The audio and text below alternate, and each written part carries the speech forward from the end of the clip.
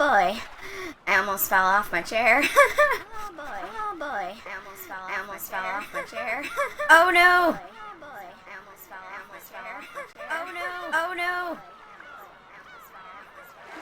Oh no. Oh no. Oh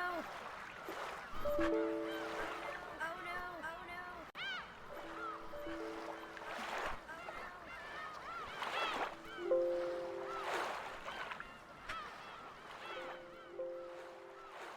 Why? Can you hear me? Why? Oh no! Can you hear me? Can you hear me? Why? Oh no! Oh no! Can you hear me? Can you hear me? Oh no! Oh no! Oh no! Oh no!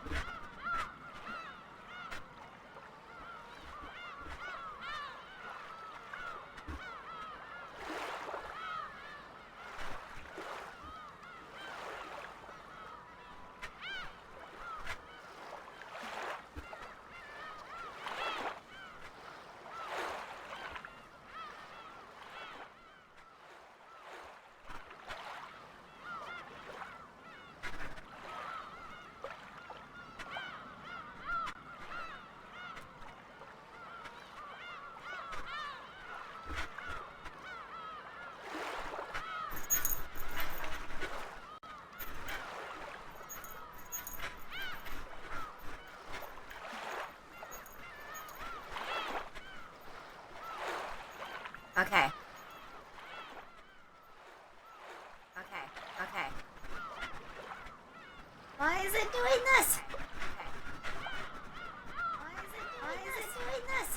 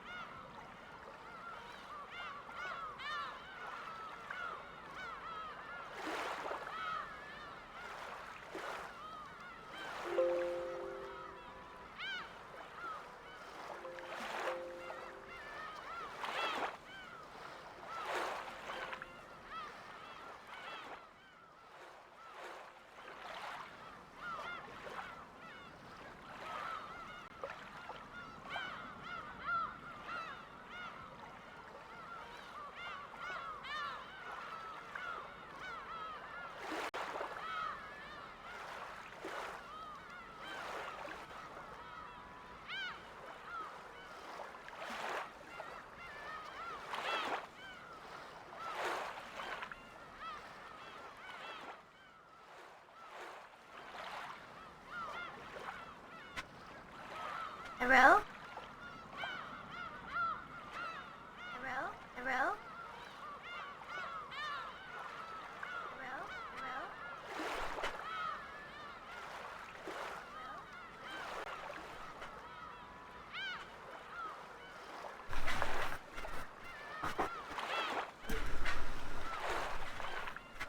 Hello? Yeah.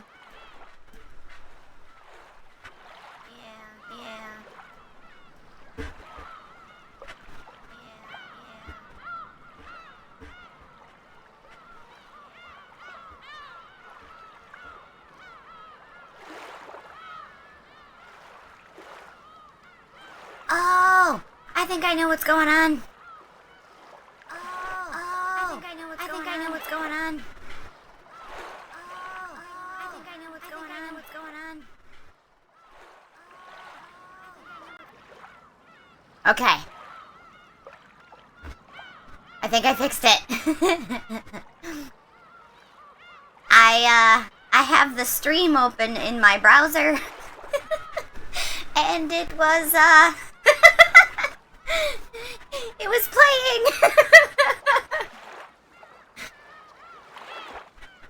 Mr. Kitty. Yeah, I have 2 browser tabs open with, the stuff, and for whatever reason it was like, yeah! Let's just, play the sound, shall we? I thought I turned it off, but apparently not. I've just muted the tabs. Should be able to just close that there. Okay,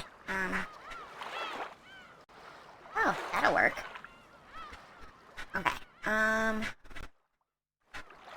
oh, excuse me. I think I've got everything up and running. There we go, we got a full screen now. Uh-oh. Close something I didn't want to close.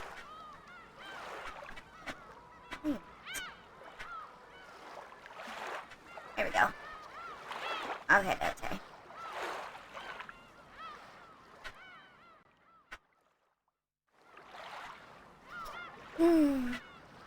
How do I sound? Am I loud? Too loud? Too soft?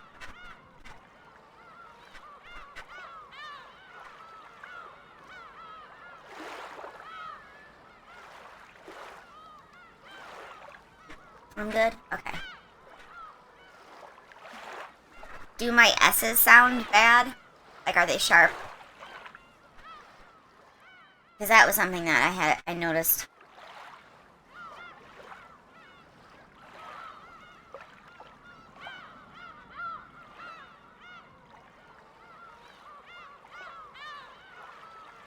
Okay, do you happen to know what I would change in order to fix that?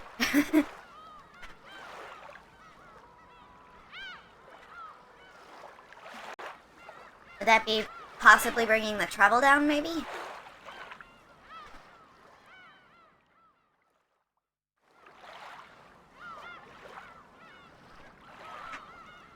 How does that sound? Are the S's still bad?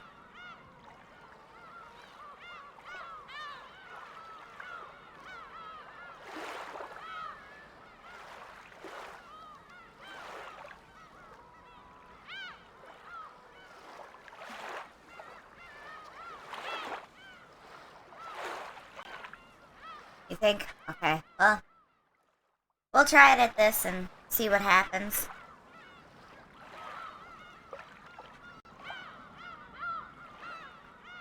No.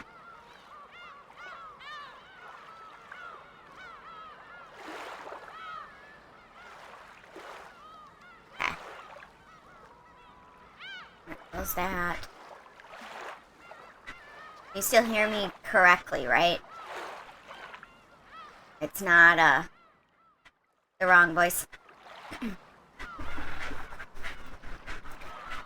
Okay, good.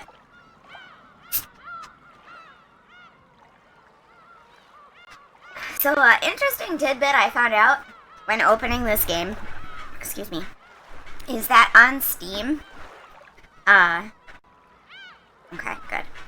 On Steam, right?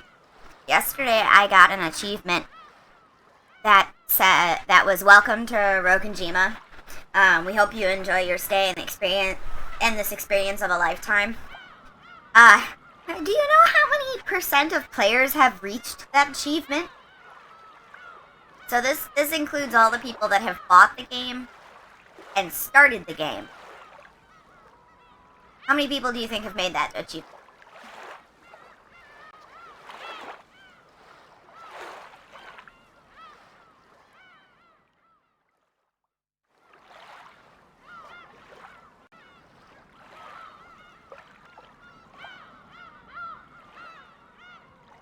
I mean, that's funny, and it would make sense that 30% would be if I'm kind of like having if I'm saying that it's an interesting statistic, but that's a little bit low, but still, like, so the achievement says that 68.1% of players have reached the Welcome to Rokonjima achievement, which, if we're being honest, that means that over 20% of people, well, 30%, over 30% of people have started up the game and went, nah, bruh, This game too difficult. This game too dang hard.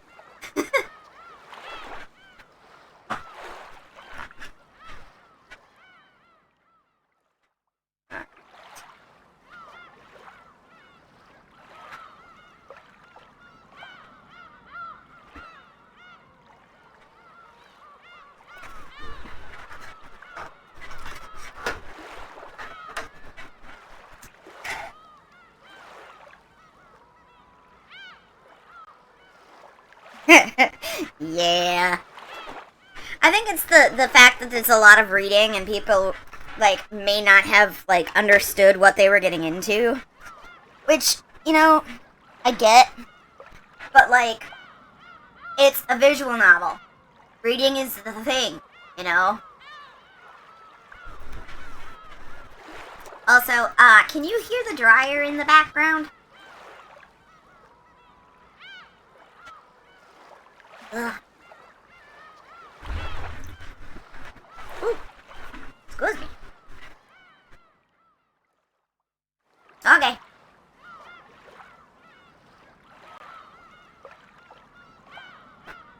Alright, so, since the only person that was in stream that I was talking to is going away from his keyboard, I'm gonna start Umineko now. Cause I'm not very good at... Okay, I am good at talking to myself, but... Oh, hey! Hi! How you doing? How would you like to be addressed in this stream? What name would you like me to call you by?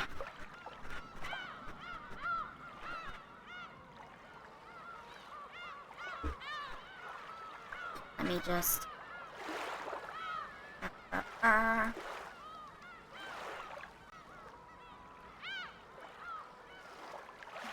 Okay.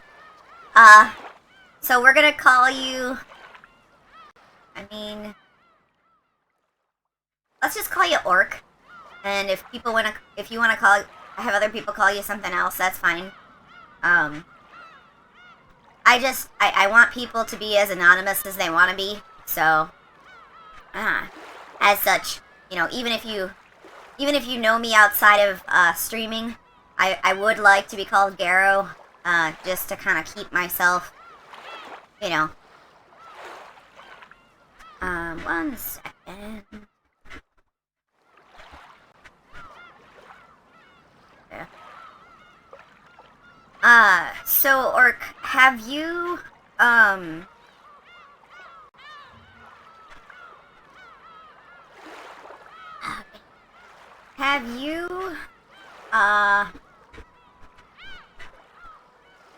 you familiar with this particular, excuse me. Are you familiar with this, game series at all?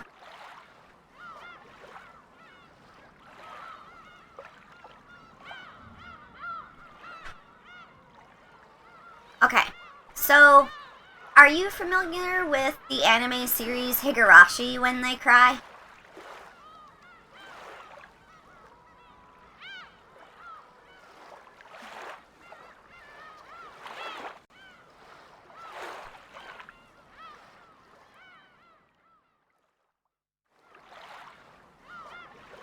Okay, so this is the creator, of, like, the When They Cry series. Obviously, this is Umineko When They Cry. This particular series is about a, family reunion on a family's island. They're a rich fucking family. And, it's basically the journey of the main character Badler's experience with this family reunion that he has been to in like 6 years. And with that,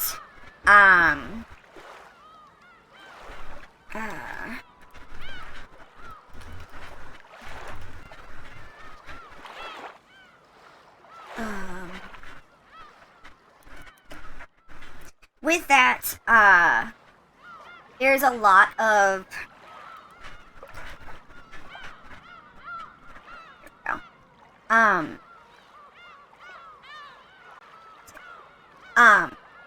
So with that, there's a lot of, there is a lot of,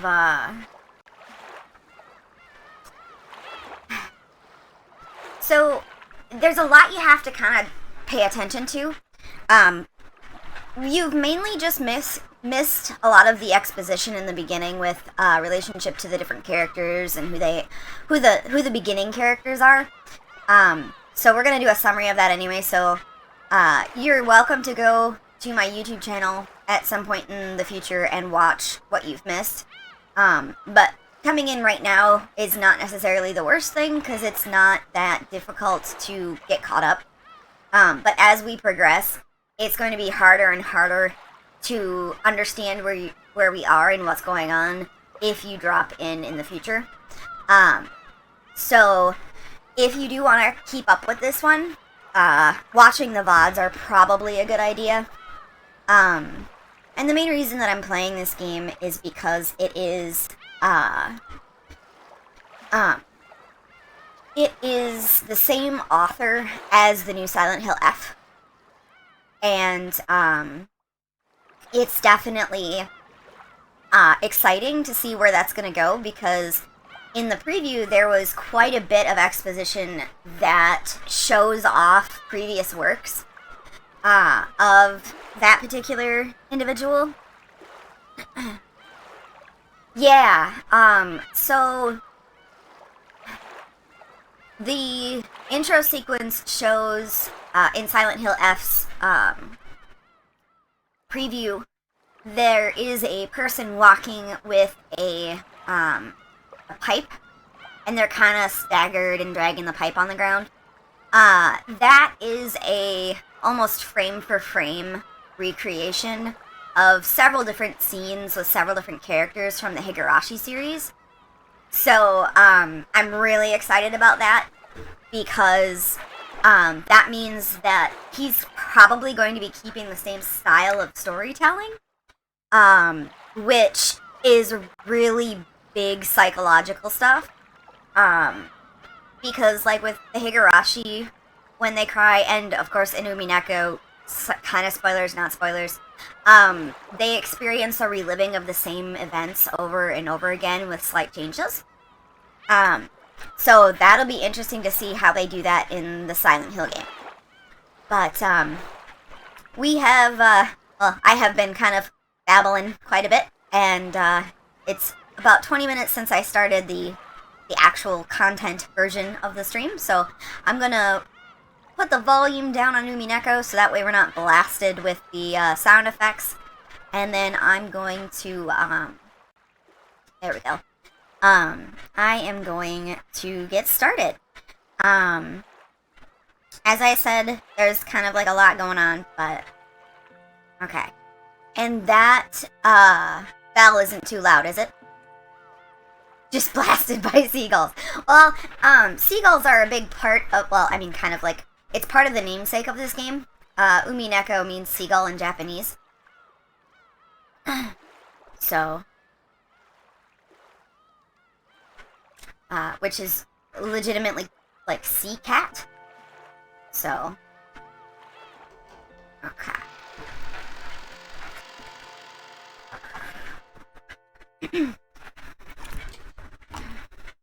Alright. Let's just going over the tips mode again.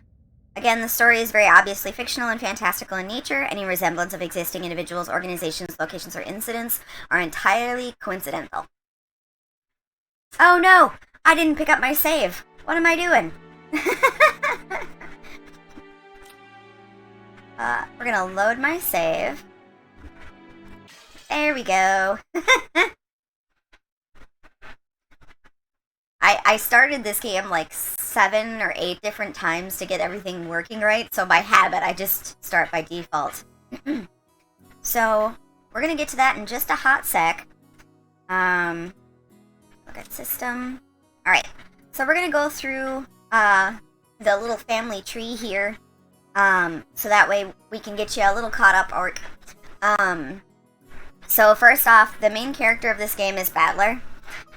He's the son of Rudolph and Rudolph's first wife, Asumu. And we'll get to Rudolph in just a second, but as you can see here, Rudolph is over here in the family tree. This is not Badler's mother, but we'll get to that in a second. When his father married his second wife shortly after Asumu's death, Badler rebelled and went to live with his grandparents on his mother's side. However, both of these grandparents passed away, and he has now returned to the Uroshima family after 6 years. This family conference is a chance for him to renew his friendship with his cousins after a 6-year gap.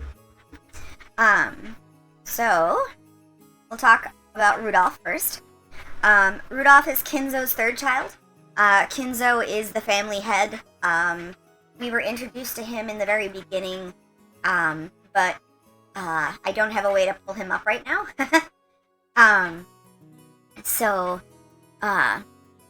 We'll get to him when we get to him. Along with his sister Eva, he intends to make his voice heard during the family conference to prevent their older sibling Kraus from keeping all of the father's wealth for himself. His former wife, Asumu, passed away 6 years ago, and he married his current wife, Kairi, shortly thereafter. So this is Kairi. She's Rudolph's second wife. She has already worked alongside him for some time before the death of his first wife, at which time she openly took the position of his wife. She has served as Rudolph's right hand in several shady pieces of business, guiding them to success. She is quick thinking and well trusted by her husband. Oh, hello! Blurneko. We're just starting. We are still in episode 1. I'm just doing a recap of the introduction sequence. So that's where we're at. So we're gonna start from the top. Oh yeah, no.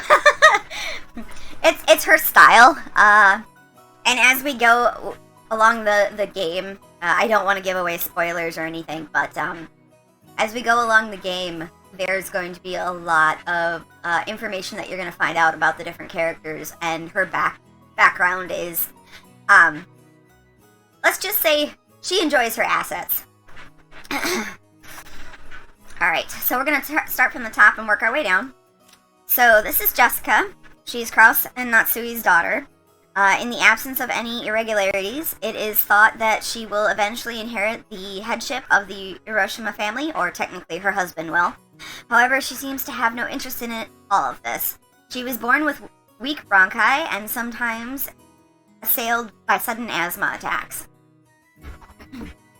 So, the other characters that are not shown as of right now are characters that have not been seen by Badler, the main character, yet. Because we're operating the game under the information that Badler is aware of, and then there's exposition that happens with the other characters that we get to see that Badler does not have the privilege to see. So, next up we've got Aunt Eva. She's Kinzo's second child. She is hostile towards her brother Kraus and opposes him whenever she can. From issues dealing with family fortune to the question of who will succeed the family headship. Normally, she would have lost her place in the Uroshima family register upon her marriage, but she managed to forcibly overcome this by having her husband take her family name. That prestige of keeping the Uroshima family in her lineage. Hideyoshi, he's one of my favorite characters. He's a lovable cinnamon roll. He is Eva's husband. He took his wife's name upon their marriage and became a member of the Uroshima family. He therefore does not possess the spiteful genes passed down by the Uroshima family members, and his bright smile is very refreshing at family conferences. He started his business from scratch and now works as the president of a medium-sized restaurant chain. This chain seems to be growing and performing extremely well. I do give each of these characters a voice, and I'm desperately gonna try and make them consistent. Hideyoshi, however, I have a hard time staying in his voice, so it's gonna fluctuate quite a bit. Part of his character is that he puts on a, quote-unquote, fake Southern accent, in the, like, as far as, like, Japanese is concerned. And so I'm gonna try and do a Texan accent, and I'm not really good at staying in a Texan accent. But, the reason he does this is because, he thinks that being different among his peers gives him the ability to stand out. And in doing so, changing his voice, he stands out a little bit more, in his line of work. It is also mentioned, in the previous, stream that, Hideyoshi only uses it, when he's not around people who are actually native Southern. It's kind of like, it seems like he's a little bit embarrassed about using the fake accent around people who authentically have that accent. But yeah. Alright, so now that we've gone through them, let's get to George. He's Eva and Hayoshi's son, and affable, maybe? Young man, liked by everyone in the family. He is currently studying as an assistant for his father's company, and it seems he dreams of making it on his own one day. He's the oldest of the 4 cousins. He acts as their leader and arbiter. Arbitrator? Words are hard. Alright, so we're gonna jump down here to Aunt Rosa. She's Kinzo's 4th child. She's by far the youngest of the 4 siblings. It seems that this gives her a weaker position in the family conference. She manages a design company, but she has yet to start taking it seriously, and its financial situation is far from favorable. She has, in the community, been labeled Best Mom, and I'm not going to go in depth past that. We'll just have to see how that plays out. And then, this is her daughter, Maria. Her father's identity is unknown.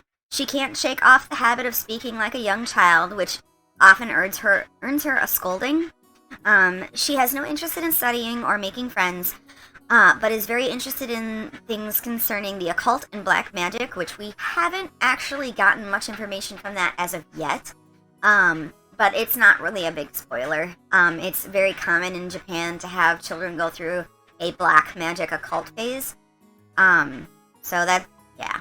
Thanks to her excellent powers of memorization, she knows all kinds of obscure trivia. I do apologize for anyone who, or to anyone who, doesn't like Maria's voice. I will be doing a very childish voice for her, and playing up her mannerisms a little bit. She is one of the more fun characters to voice, in my opinion. And she's a very interesting character. On the surface, she seems like a very naive child. But as we go along, there will be some things revealed about her that's going to make her character a little bit more complex. Alright. As for the servants, we have Canon. He's a young servant. He performs his duties silently and diligently, but is not so highly regarded as a servant due to his unsociable nature. There are multiple other servants with the On character in their pseudonyms. He and Shannon just happen to be the ones on duty that day. So, as is common in Japanese servants, and I don't know too much about English servants, so I'm not sure.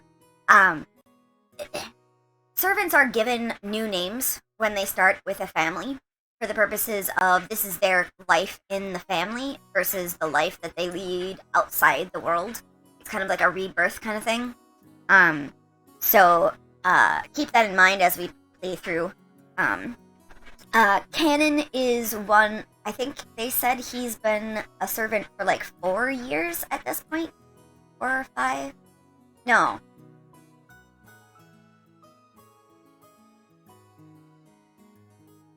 Yeah, giving the name to the retainer. Yeah. It's kind of like you as their master are like giving them a token of who they are for you. Anyway, despite him being so young, last session we did find out he was 16 years old, whereas, for reference, Badler is 18, as is Jessica, and George, I believe they said he's 23, so that's kind of like an age range there. Cannon and Shannon, we don't have her picture yet because Badler hasn't met her, but Shannon is about Cannon's age, and let's see here. Gouda is another servant. He was a servant hired as a cook. He hasn't served this family for long. I think they said 2 years at this point. But through his earlier jobs and previous experience, he has cultivated a talent for entertaining guests. Because of this, he is highly regarded as a servant. Oh, excuse me. Sorry about that. Gouda is a very prim and proper style of servant. And that comes from the fact that he used to work in, was it a hotel restaurant? I forgot. But yeah, he's very prim and proper when it comes to him being a servant. Whereas, not being prim and proper as a servant, we have Kumasawa. She's, the elderly woman is a part-timer who, though she has never quit her job several times along, or though she has quit her job several times along the way, has served the family for a great many years in total. She is crafty and more than competent when it comes to performing her duties, but because of her chattiness and love of rumors, she is not highly regarded as a servant. She's also, she's kind of a naughty grandma in the context of the rumors and such. Kind of a flashback to last stream. We had Badler talking to Jessica after he hadn't seen her for 6 years and was very enthralled with her breasts. And he basically asked her in a joking way to touch them. And when Kumasawa was there, and a little bit later in the same scene, she offered to Badler the ability to touch her breasts. And then she went off on a tangent in relation to that. But so she's kind of a naughty grandma, but she is very much a grandmother type figure. As we go along, you'll find more about that out. But yeah, so that's where we're at with the different characters and how their relations are. Oh, sorry. So we basically went through the travel to get here last stream, which was a plane ride to an island, to then a boat ride from that island to the Rokinjima Island. Welcome back, hun! We just went through the summary of characters for Orc, so that way he understands a little bit about who the characters are, and I'm kind of summarizing what we did last time. They got there and got settled in, and the adults went to the main house, and the kids, including George, so like the cousins, they all stayed behind in the guest house to kind of hang out before dinner. There were a variety of different things that happened. Notable points of interest. There was a rose in the rose garden that Maria decided to take on as her little... She basically wants to take care of it because it was wilting. Additionally, we had Badler, who was not at all happy about the traveling experience. He was very panicky in the small airplane, and then subsequently very panicky in the speedboat. And so they've been making fun of him for that. Let's see, what else? Get wrecked, Badler. Yeah. To be completely honest, everything that happens to him in this game is justly deserved. But that's just my opinion. And then, as far as other things are concerned, where are we? Oh, so the adults all went over to the main house, and, while they were there, Shannon brought them tea.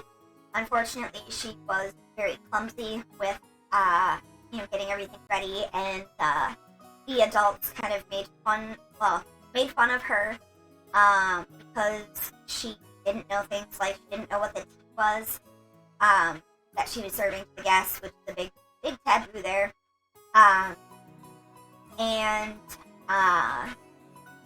Subsequently, we ended up finding out that the whole reason that Shannon was late and the tea, she didn't know what the tea was because she wasn't the one who prepared it.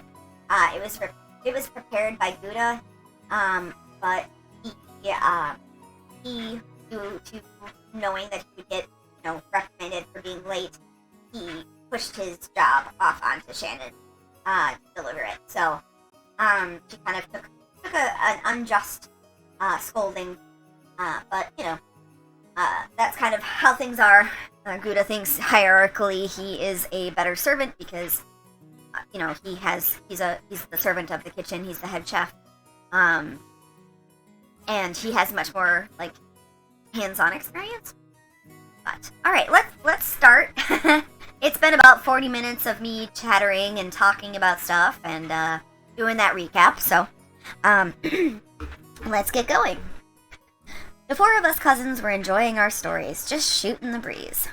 Anyway, there were both girls and guys here. Plus, we had people over a wide spread of ages, adult, high school, and elementary school. Even if we just talked about our own lives.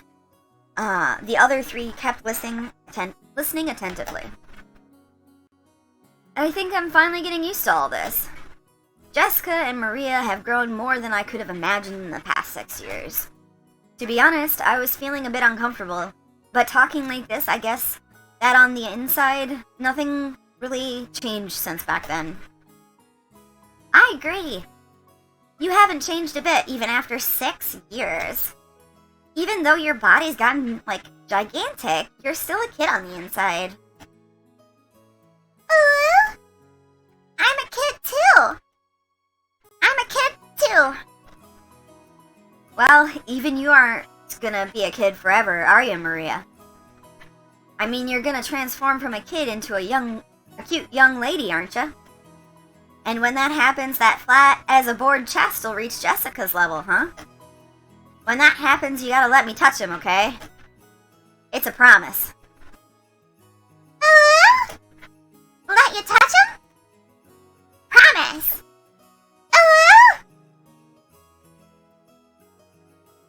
No, Maria-chan. You can't make that kind of promise. That's bad. Bad. I promised, so I'll let him touch him.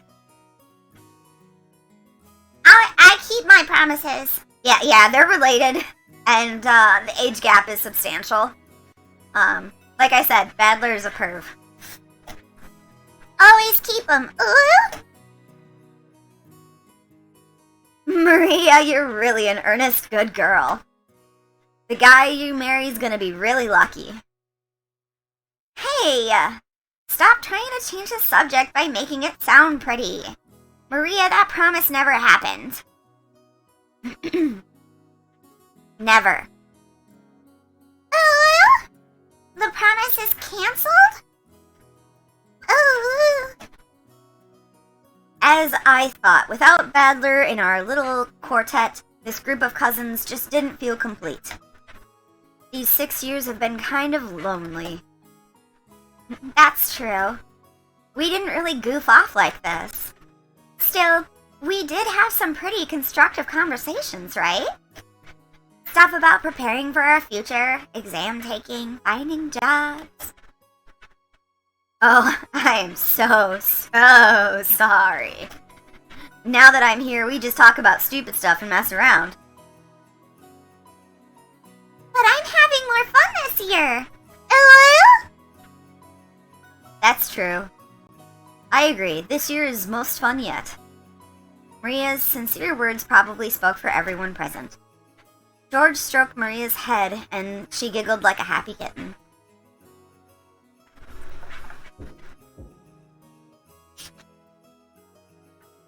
Hold on a second.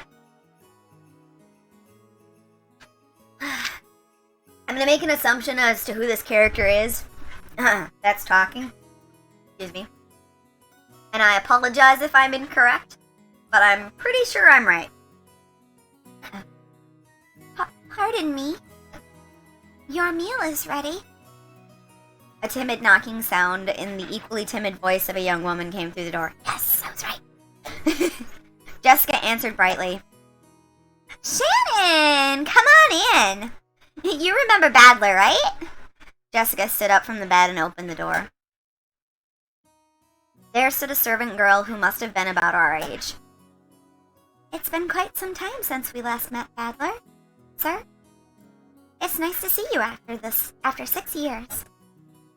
It's me, Shannon.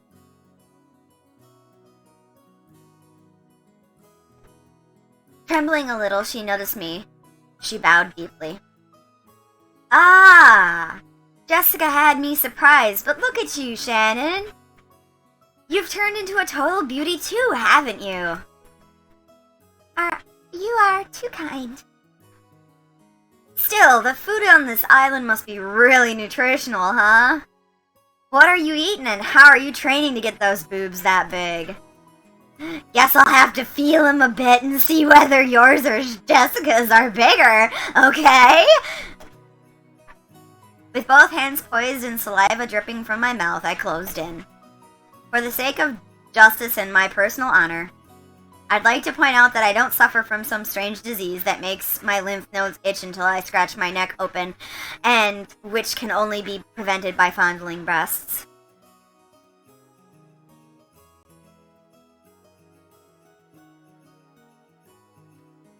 That is a reference. That is a reference.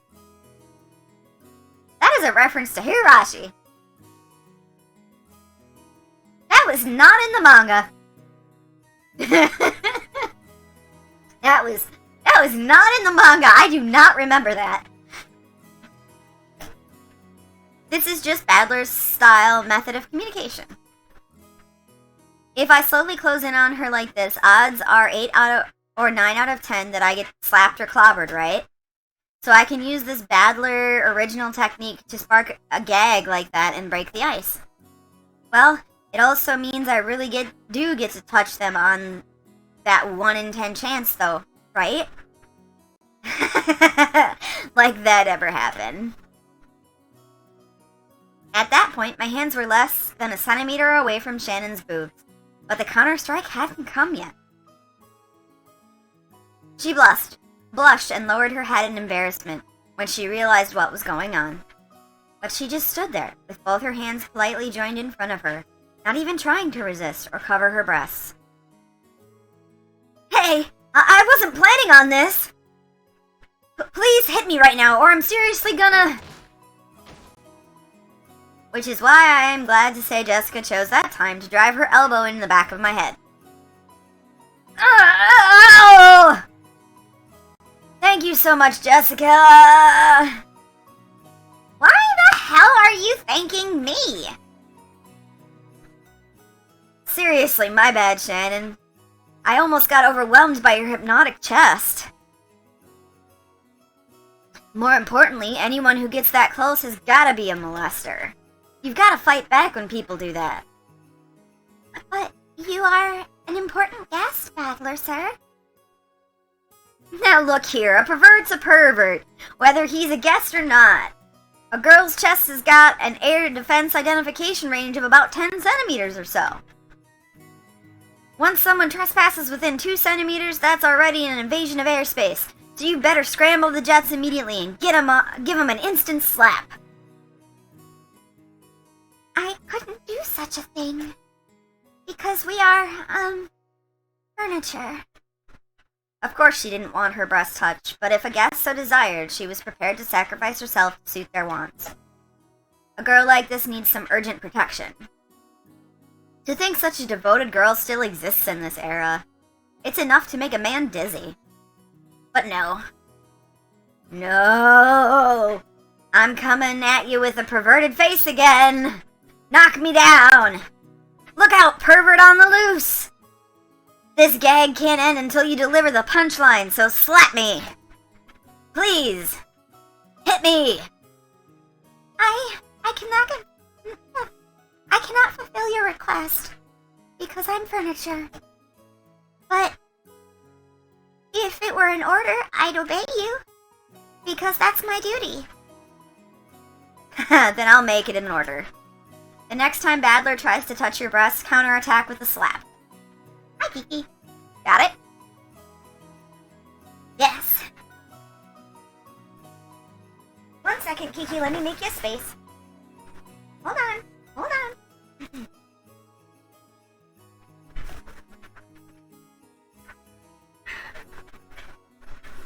Okay. Come on, then. Come here. Come on. Good girl. Yep, we got a Kiki.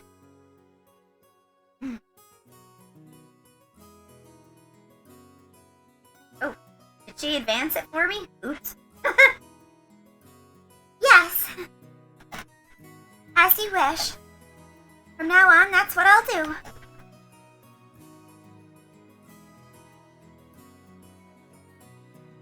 Please understand, Badler, sir. Shannon announced this while bowing elegantly to me. Her expression was radiant. I gave her a thumbs up to show her I was fine with that. 6 years ago, you might have been mistaken for a servant's daughter who lent a hand with your parents' work. But now you're a full-fledged adult servant. How long have you been working here? Well, I've had the pleasure of serving this household for about 10 years. She's Shannon. The kanji for her name reads as Shannon. Now there's another name that is far from typical from the Japanese person. Back in the day, I was a kid myself, so I accepted her name without paying much attention. Kiki, you're gonna fall, dear. Thinking about it now, though, her name's pretty unusual, even though she's not a member of the Ushiromiya family. Maybe it's like a servant's professional name or something. If so, that might explain why her name's so similar to Canon. That kid I met earlier in the Rose Garden. She's a long-term servant who's served here since she was 6 years old. Her appearance has changed so much that I couldn't match her to the person of my memories, but we both knew each other 6 years ago. That shy part of her had always been there, but she did seem to have developed an allure you'd expect of a girl her age. Especially in her breasts. Yes. That kid we met earlier, Canon, is her little brother. He's not exactly my little brother. Still, he loves me like a big sister. He didn't cause you any trouble, did he? He's the same as always. If only he were just a little bit more sociable. I apologize if he caused you any trouble. Nah, he didn't cause any trouble at all. As a fellow man, I understand how moody you can get at that age. It's no surprise he's unsociable. Oh, well, I get called that all the time, too. I get called unsociable. Just like Canon. Oh, well. You aren't unsociable at all, Maria, ma'am. Oh, well. Want it to be like him? Oh, well. You said the meal was ready, right? Yes. I'm sorry. Your meal has been fully prepared, so please allow me to guide you all to the mansion. Shannon bowed again formally and returned to her duty mode. We realized that if we made her stick around for any more light conversation, it would actually make it harder for her to do her job. We got up off our butts to avoid interfering with her work any further. So, shall we go to the mansion? Everyone's probably hungry, right? Yeah! I'm ready. I'm really looking forward to Gouda's food. That guy was apparently a chef at a famous hotel, so he's super good at cooking. Oh! I can't wait! Let's go, Maria. We're gonna stuff ourselves like pigs. Stuff ourselves like pigs! No. You can't take everything Badler says seriously, okay? Because he's always just joking around. Okay, let's go. Under Shannon's guidance, we headed towards the mansion.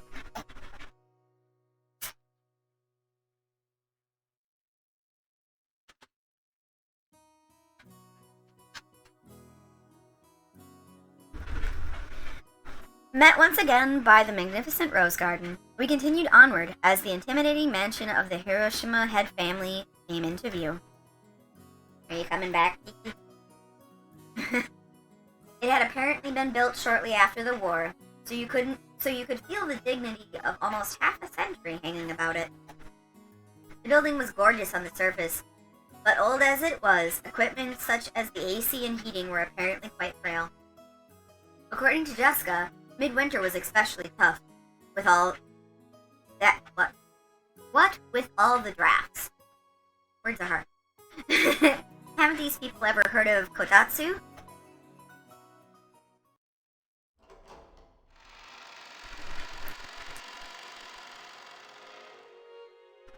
Alright.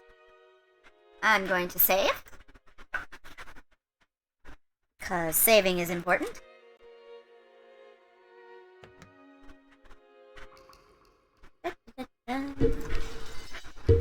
Kiki, that's the microphone. You should not be playing with the microphone. Kiki. Come here. Here. Why don't you take a seat here, rather than climbing all over the desk? As we entered the entrance hall, an aged servant greeted us. Now him, I remembered. Kiki! No! She's okay. She decided to hop up somewhere that did not give her proper footing. And she almost fell, but I caught her. Now him, I remembered. Genji, who had been working here longer than anyone, filled the role of head servant. Badler, sir. It's been quite some time since last we met. Our eyes met. He greeted me with a calm, composed voice. His bow wasn't as graceful or refined as Gouda's, but despite his simplicity, it communicated his feeling very well. Genji! It's been a while. It really has been a while. You look well. Thank you. I have been quite well. And Badler, sir, you have become a splendid young man. You are beginning to resemble the master in his youth. I look like grandfather? Guess that means grandfather was pretty popular with the ladies when he was young. From here on, I shall take Shannon's place and accompany you. Please come this way. Shannon bowed deeply and watched us leave. After that, we headed towards the dining room under Genji's guidance. Oh no! No! Sorry. Kiki jumped up somewhere and, something's gonna fall if I don't... Ah! Okay, I got it. Poor Marth. He almost fell off the table.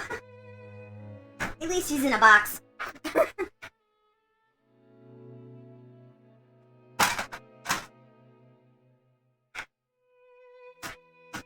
Okay, Kiki. Why don't you pick a spot and stay there, sweetheart?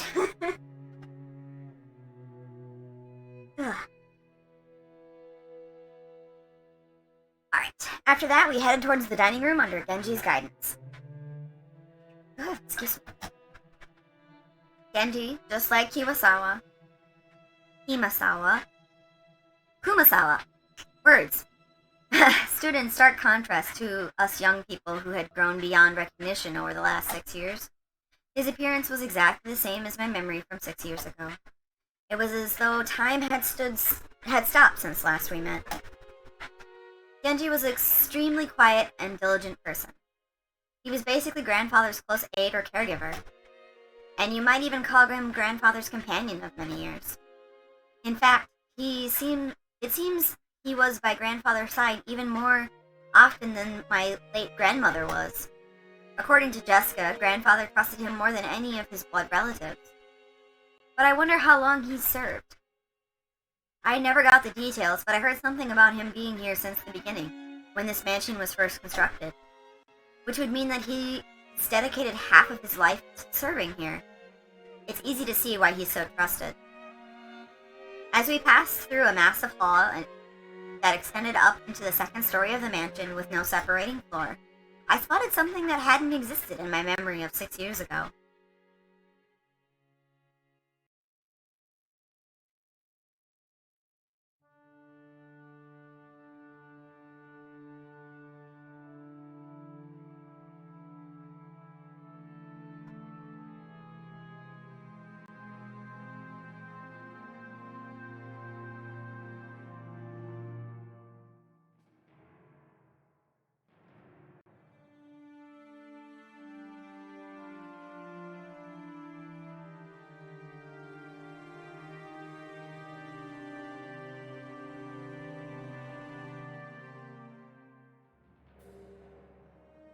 It was an awfully big portrait hanging right in front of the stairs that rose to the second floor. Without thinking, I stopped walking, captivated by it. Since I stopped so fast, Maria, who was following behind me, ran into my back. Oh? Sorry. Hey, Jessica, has that picture always been there? I pointed at the big, prominently displayed portrait in the hall. Everyone else stopped too. Oh, right. When you last came here, that hadn't been hung up yet, had it? When was it again? Well, if my memory doesn't fail me, it was put on display sometime around a year before last. You are correct, sir. In April of the year before last, the master put it on display here, having previously ordered a painter to create it. Grandfather did that? So he paid to have it painted just for him? Huh. The portrait suited the Western mansion, and that woman in an elegant dress gave off a sense of refinement. I couldn't have guessed her age, but her sharp eyes and her strong will seemed to possess,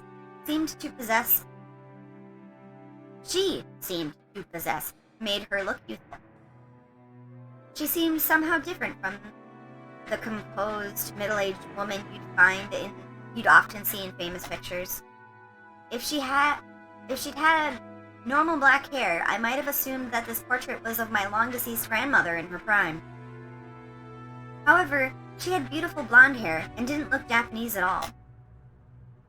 So, just who is this lady? Maria answered the simple question enthusiastically, as though proud she knew the answer. Hello? I know! She's Beatrice! What? Beatrice. She's a witch. Didn't you ever hear the stories about her long ago? What's up? Kiki's trying to get comfortable in my lap. Hold on. Just lay down. Good girl. Good girl. A witch? You mean the witch of the island? Of this island? I think I already said this, but Rokunjima is a small island, only 10 kilometers in circumference. However, that actually is pretty massive, considering that only the Hiroshima family lives here. So only the harbor and the area around the mansion were set up to be lived in. Beyond that, the island remained as untouched as it was uninhabited. The vast and empty forest had absolutely no lights, phones, or people passing through. To understand how dangerous that is, you need to forget your common sense as a city dweller. After all, if you happen to fall down a hole in the depths of the forest and sprain your ankle, no one would come to save you, no matter how much you cried or screamed. Then, once the sun went down, the forest would be wrapped in complete darkness since there was no streetlights. And since there was no signs, it'd be easy to get lost and confused, losing your sense of direction inside that dark forest. Nowadays, most people see a forest as a peaceful place. But to the people of bygone eras, before the light of civilization drove out the night, forests were as geographically separate from the civilization as the sea. They were oceans above the ground. Fishermen who got out to the ocean are putting their lives at risk despite their technical knowledge. In the same way, hunters go out to the forest are in danger, despite having specialized knowledge of their own. If children were to go out and play in such dangerous forests, something terrible might happen. Someone's parents must have thought so. Maybe grandmother first said it, or maybe it was grandfather himself. Or perhaps the story has been passed down on this island since ancient times. There's a terrible witch in the forest, so you must not go in. At some point, this ghost story of Rokunjima was born. This is the legend of Rokunjima's witch. That is why, when we talk about the witch on this island, we're referring to the master of the vast, savage forest. Come to think of it, when I stayed in this mansion as a little kid during those eerie nights when the wind and rain pounded on the windows, I remember being terrified of the story of a forest witch who roamed around searching for human sacrifices. So, Beatrice, huh? When Aniki mentioned it, I searched my memory and was sure I recalled hearing a name like that when I was little. I see. Still, I totally forgot that the witch in the legend had an elegant name like Beatrice. So did grandfather go out of his way to have a portrait made just because we grandchildren didn't believe the story? She's the witch from grandfather's delusions. Ever since he had this picture hanged, he's been having a harder and harder time telling the difference between truth and fantasy. To us, she's just a witch that exists in grandfather's mind. But to him, she's a being that exists on this island. Exists. He says he had the painting made because the rest of us would be incapable of understanding otherwise. The whole thing is creepy as hell. Milady, this portrait is precious to the master. I beg of you, do not say such things in front of him. I know. Even if you didn't tell me, I'd never do something like that. Jessica glanced at the portrait with an irritated gaze before turning away. Let's go. We're making everyone wait in the dining room. Oh, I'm hungry! Only a small portion of the island was controlled by the Uroshima family. All of the lawless remainder was the domain of the witch, Beatrice. You might even call her the true ruler of Rokunjima. I felt a faint revival of the unsettling sense of misfortune, which I'd felt when I leaned on the tutelary god's shrine when I learned of the Marth. This is not a time for kinks. Beatrice will probably step on you if you ask. Well, even if you didn't ask, but just I felt a faint revival of the unsettling sense of misfortune, which I felt when I learned that the tutelary god's shrine being struck by lightning. And I remembered that what Kumasawa tried to tell an ominous story about Rokunjima before Jessica stopped her. I don't know what she is planning to tell us about this island, but I do know one thing. This isn't the Uroshima family that rules Rokunjima. It's the witch, Beatrice. That's right. After all, this is the witch's island. Adler! Oh, sorry. Adler! Ulu! You're slow!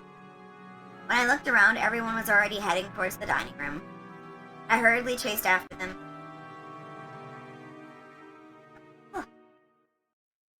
all sweaty. We walked up on the huge double doors that led to the dining room. Denji knocked. Excuse me. I have brought the children. Please pardon the intrusion. The doors were opened, and we were invited inside.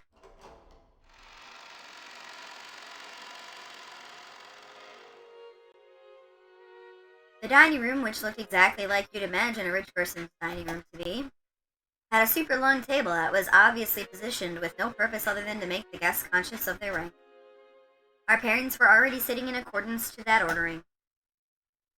You're late, rats! Hurry up and take a seat! The old bastard pressed us to sit.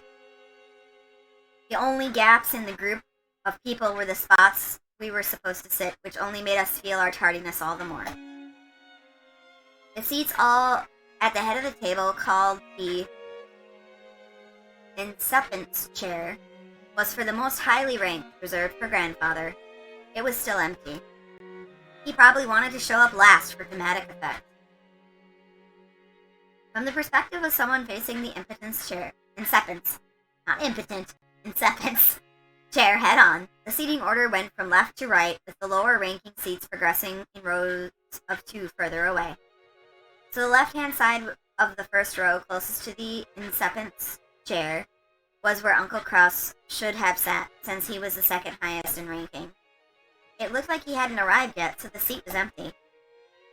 Across from his chair on the right side in the first row sat the eldest daughter of the family, Aunt Eva, who was the third highest in rank. The left-hand side in the second row was the fourth highest rank. Sorry, my laundry is done. There sat my damned dad, Rudolph, the third of the siblings. Across from him on the right side in the second row sat Aunt Rosa, the youngest sibling. At this point, you might expect their husbands and wives to come next. But nope, the left-handed seat in the third row, ranked number 6, belonged to Jessica. Opposite her was George. I sat next to Jessica, and Maria sat across from me. Then, finally next to me on the left-hand side of the 5th row was Aunt Natsui, the 10th highest in rank. Opposite her was Uncle Hideyoshi. Next to Aunt Natsui in the 6th row and the final seat on the left-hand side sat Kairi. Excuse me. The seat opposite of Kairi was empty, even though silverware had been set there and everything. According to the ranking system, that spot was where Aunt Rosa's husband should be sitting. Even though he wasn't supposed to be coming, his place was made up. Normally, ranking systems of this sort gave spouses equal positions of their partners, but the Ushiromiya family system was unique. Maybe it's a remnant of male chauvinism. If you start with the assumption that a woman's womb is just something to be borrowed, then the children of the direct descendant would come first, rather than followed by the grandchildren. In other words, spouses have no blood ties and are therefore placed at the end of the line. It's terrible, but by this system, my grandmother would be ranked even lower than me, if she were still alive. In their youth, they obeyed their father. After they get married, their husband. After aging, their children. Therefore, the old saying, women have no home in any realm. Long ago, when I was still incapable of figuring all this out, I thought it was so great that we could all chat in our little groups, adult siblings with adult siblings and cousins with cousins. However, now that I can re-examine the seating order after growing up a bit, it stirs up some complicated feelings in me. Aunt Natsui, who was married to the eldest son, was the de facto number 2 in managing this family, sat to my right, which meant that she was 2 steps lower than me in the ranking order. It was hard to imagine what might have been going on inside her heart.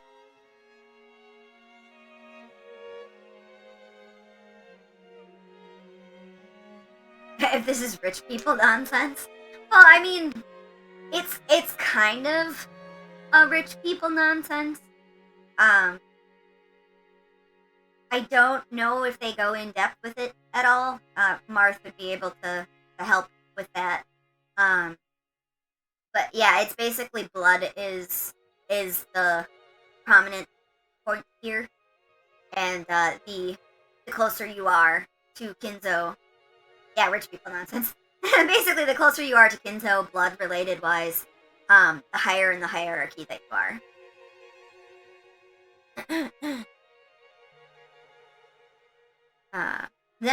That's why I made a small apologetic gesture towards her before sitting down. How nice to see you, Badler. You've grown quite tall, haven't you? Oh, yep. 6 long years of eating well, sampling various cuisines, and deriving sustenance from Mother Earth's bountiful gifts. Hard work, but I pulled it through. Growing just like a boy, I see. How tall are you now? I guess about 180 centimeters. About 5'11".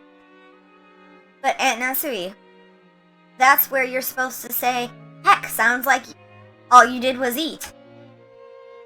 Huh? Oh, I'm sorry.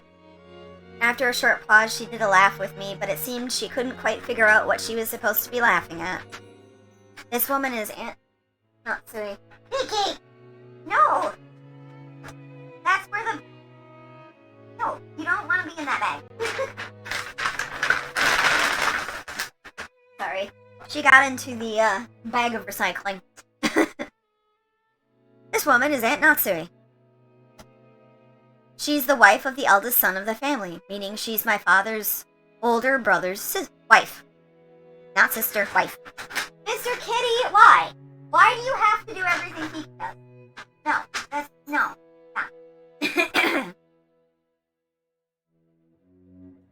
Alright.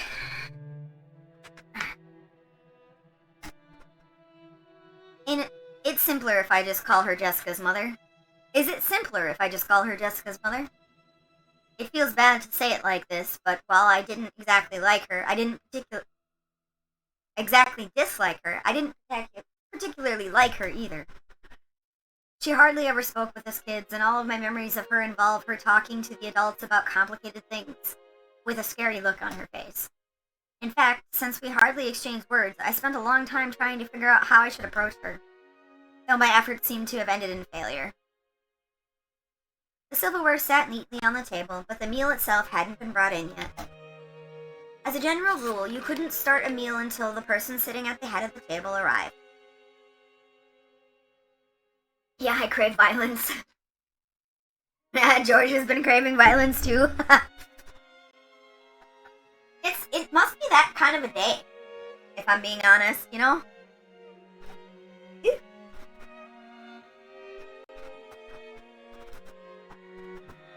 Because Pumpkin and Olive were fighting over who got to lay with me as I napped until getting up. Oh. Alright.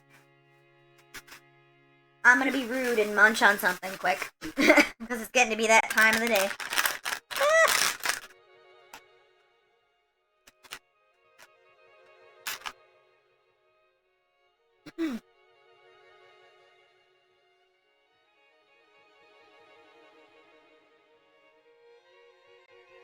Oh no.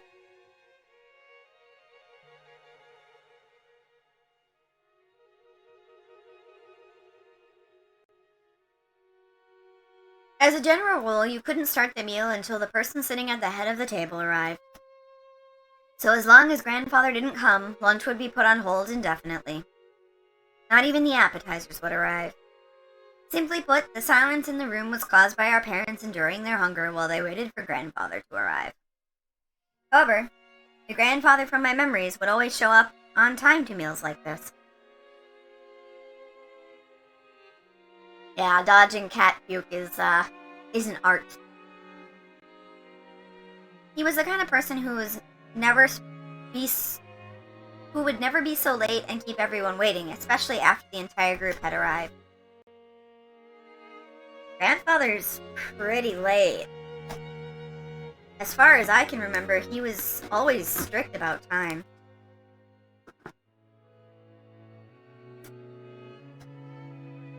Well, that might have been true 6 years ago.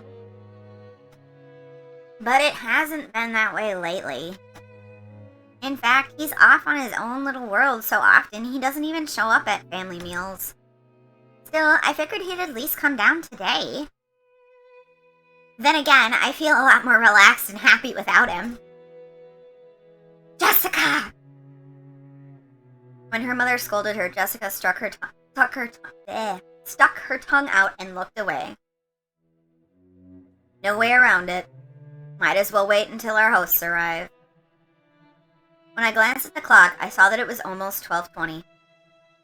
Ooh, it is almost 12:20. Well, at least for me anyway. Neat. Hiroshima Kinzo, the aged family head of the Hiroshima head family. The man could be seen in his study. This man could be seen in his study. The clock had already passed noon, but he didn't even attempt to rise from his seat. With his spectacles on, he built up a growing pile of books with elaborate bindings, which he then read intently.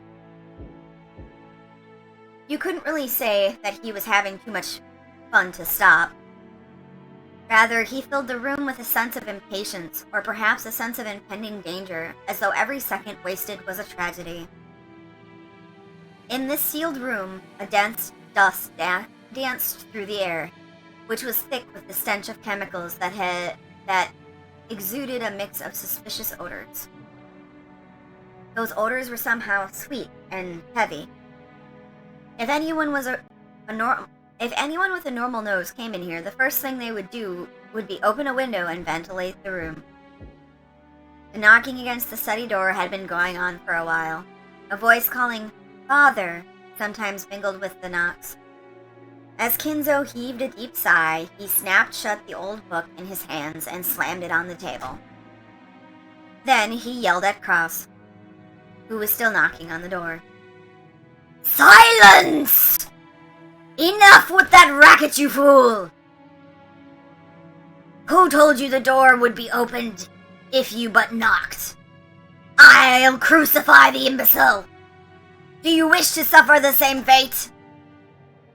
"Father, this is the day of the family conference, which happens only once a year, is it not? Everyone's gathered down below. Please come out." Kraus called out to his father through the door. Kinzo always shut himself up in the study, hating it when nearly anyone, even his family, entered the room. For that reason, Kraus had no choice but to call to him from the corridor like this. "Molest me not! Just who is this everyone of which you speak?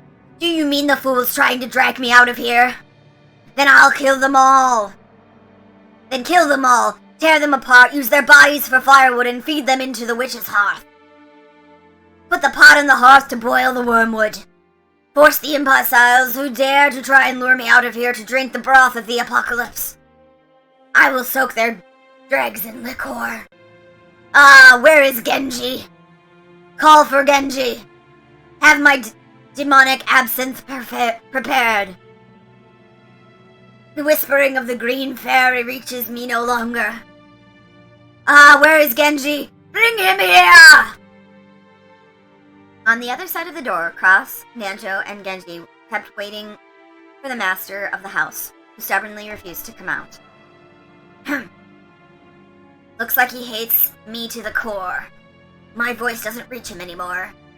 Kraus shrugged as though he was saying it's no use and smiled bitterly.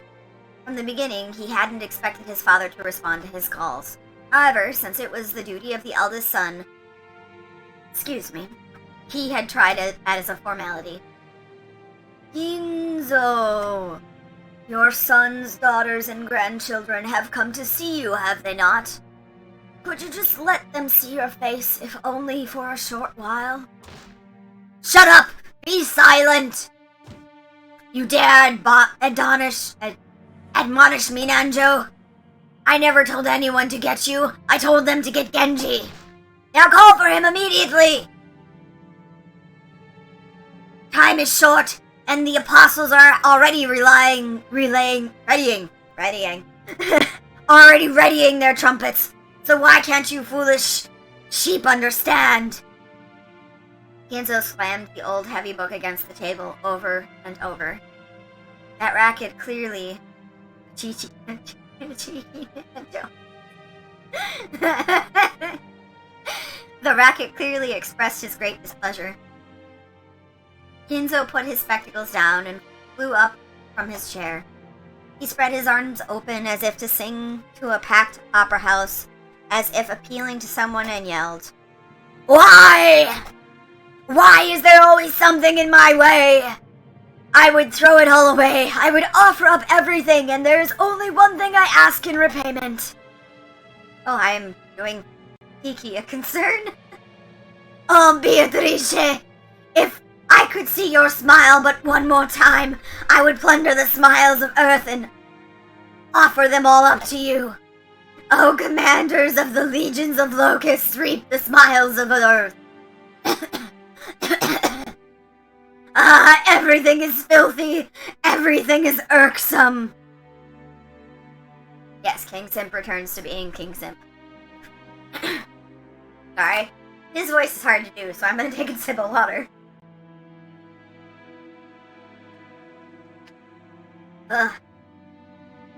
Excuse me. Okay. Why must I suffer this impotent on the most precious of days? I'm sorry, Kiki. Coughing is apparently not a smart thing. Call for Genji!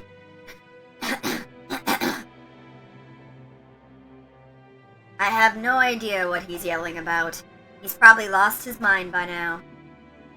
Cross, sir. Isn't it a bit harsh to say such a thing of your own father? My father is already dead. There is nothing here but a phantom of what father once was. At any rate, as long as he has no intention of coming out, there's nothing we can do. Kinzo. Choking, coughing continues to pour from the study. I'm going back downstairs. It would be a waste to let the fruits of Buddha's prized cooking talent get any colder. It's one of the few things our relatives can look forward to when they come to this house. Kraus spun around. He looked at his watch, mumbling and acting as though he had wasted time doing something he knew would be in vain. Genji, Father is calling for you. Keep him company. Certainly. Dr. Nanjo, let's go eat. If we stay here any longer, the sweet stench will ruin our sense of taste. Without waiting for Nanjo, Cross went downstairs. Genji urged Nanjo to go eat. Nanjo glanced between the study door and Cross's back as the latter disappeared down the stairs, then let out a deep sigh. Sorry, Genji, but please allow me to leave this in your hands. Yes, please leave it to me. Do what you can to avoid giving him alcohol. That's a habit that's far too difficult to break. Is Genji not here yet? Who dares keep Genji from coming? Ah, where's Genji? Call for Genji! Please, allow me to handle the situation here. Very well. Forgive me. Nanjo bowed slightly and descended the stairs. Genji watched him leave and knocked on the study door. Master, it is Genji. Genji! Why have you kept me waiting so long? You're alone, I trust. Correct. I am alone. Kinzo returned to his seat in the study and pressed an old-fashioned switch on the table. After a small delay, a heavy sound of the door unlocking could be heard. Kinzo was convinced that his family wanted to make a mess of the study. Or perhaps someone had once opened the window for some air and ended up scattering things that to him were very important research material, leaving him in a terrible mood. Kinzo had outfitted his room with a formidable lock, preventing anyone from entering without his permission, and hereby sealing himself in a jail of his own making. Genji, whom he trusted the most, was relatively free to enter the room, but even that didn't always hold. If Kinzo was in a bad mood, even Genji wouldn't be able to enter. Anyone else would be limited to holding a conversation through the door, unable to even see Kinzo's face. And most of the time, what they got could hardly be called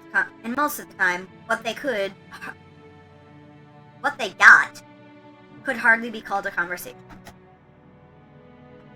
However, this didn't trouble the rest of the family much.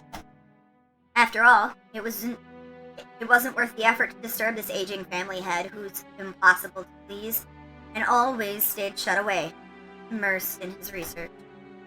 Taking advantage of his refusal to leave his room, they supported his isolation, putting his care entirely in the hands of the servants. Genji, my usual. I'm busy. Yes, sir. Genji headed to the corner of the study. There, suspicious-looking bottles boasting venomous colors were on display. They were actually liquor, but considering the shady atmosphere of the room, one might easily suspect them of being some ghastly poison. Inside the study, a mysterious collection of books gathered by Kinzo had grown into a mountain. They were bizarre, ancient, or banned books, all of them either forbidden, cursed, or sealed. But if you tried to call them old books, Kinzo would fly into a rage and say, "Call them grimoires!" There were also many mysterious objects that presumably had some meaning with regards to black magic, like candles suspiciously melted and molded into strange shapes. The constellation drawn on certain celestial globes contained quite a few shapes that would draw puzzled looks from anyone familiar with the day's night sky. The careless strewn about books contained many illustrations, all of them of religious or mysterious nature, including some depicting demonically grotesque subjects or bizarre diagrams of various magic circles. And above all, the sweet poisonous smell filled the room, profoundly assaulting the eyes and nose of those who entered for the first time. I mean, it's a con save either way. Yeah! Eventually, it must surely make a person go numb and lose their grip on reality. Inside that study, Genji prepared Kinzo's usual drink with a well-trained hand. No one would even think about drinking such an ominous dark green liquid in that complex and ornate glass, unless someone first told them it was alcohol. He poured a little into the glass. Then he placed a cube of sugar in a strangely shaped spoon and poured water from a pitcher over it. Strangely, when the transparent water was poured into the dark green liquid, turned a cloudy white. It was a strange optical illusion, as though the water had caused a chemical reaction, and made the drink become even more unrecognizable as liquor. Then Genji added original flavors Kinzo loved, fine-tuning its taste. There was no recipe. Its success was measured only by Kinzo's mood swings when he drank it, and it had taken Genji many decades to learn how to do it right. Genji placed the glass on a tray and walked over to Kinzo. By this time, Kinzo was gazing out the window. "Here, master." "Thank you." Kinzo regained his composure and was now unrecognizable as the shouting, screaming, yelling man from a few moments ago. Looking at this man from behind as he tilted his glass and gazed down at the scenery beyond the window, he projected in a sense of dignity and intelligence. To allow Kinzo to set his glass down at any time, Genji motionlessly waited behind Kinzo and to his left, as though he was a living sideboard. Then, without averting his eyes from the window, Kinzo held out his glass. There was only a mouthful remaining. It was not a gesture intended to set it upon the tray, but a motion to hand the glass over to Genji. "Drink, my friend." "Your words are too kind for me." "No need for ceremony between us. Drink, my friend." "Thank you." Genji respectfully received the glass and inclined it a little to taste its contents. After that, he gulped it down.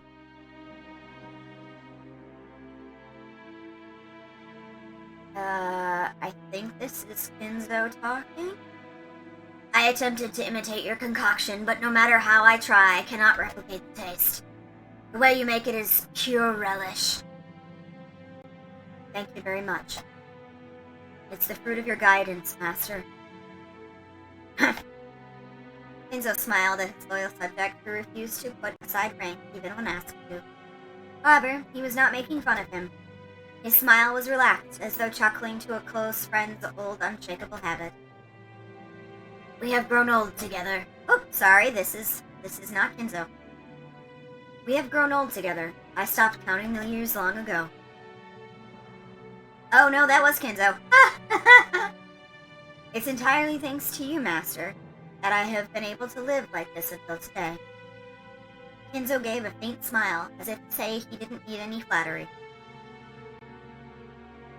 Until now, you have served me exceedingly well.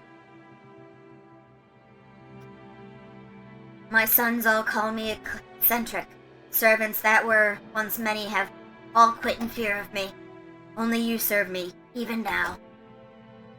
Your words are more than I deserve. My life will not last much longer. My sons are vultures lazily waiting for my inheritance to fall into their hands.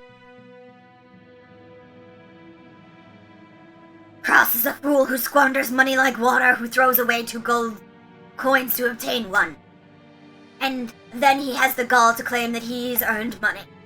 Eva is a slave to money who thinks of me as a mere chicken. When I die, she plans to use my bones to make a broth. That dunce Rudolph just wants to fool around with women. Rosa bore a baby of a man who came from nowhere and to whom we know nothing. Jessica is incompetent and uneducated. George has none of what it takes to be a man. Badler's a fool who threw away the honor of the Ushiromiya family. Sorry, Kiki, I do not mean to scare you. And Maria is obscene to the eye. Why is the Ushiromiya blood so incompetent? Is there no one worthy to inherit the glory I build? Ah, of course I know. It is part of Beatrice's curse. I know it. Ah, you golden witch. Are you trying to take revenge against me in this way? If you want to hate me, then do so. If you want to run away, then run. I won't let you go. I won't let you go. Won't let you go, won't let you go. Kiki, you can't eat that. You belong to me. You must always be in my arms. For all my life. You must stay in my birdcage for all eternity, whispering only to me. Beatrice! Why won't you smile back at me? Oh, oh, Beatrice! Oh!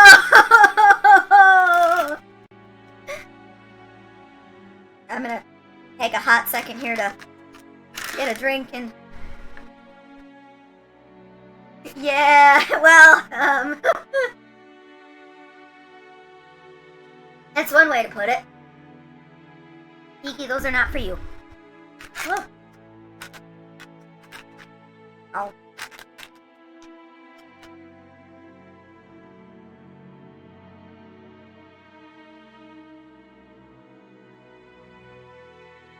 Alright. After howling, Kinzo choked once again. Genji set a tray and a glass down and rubbed his master's back. Genji's facial expression did not change. It was always like this.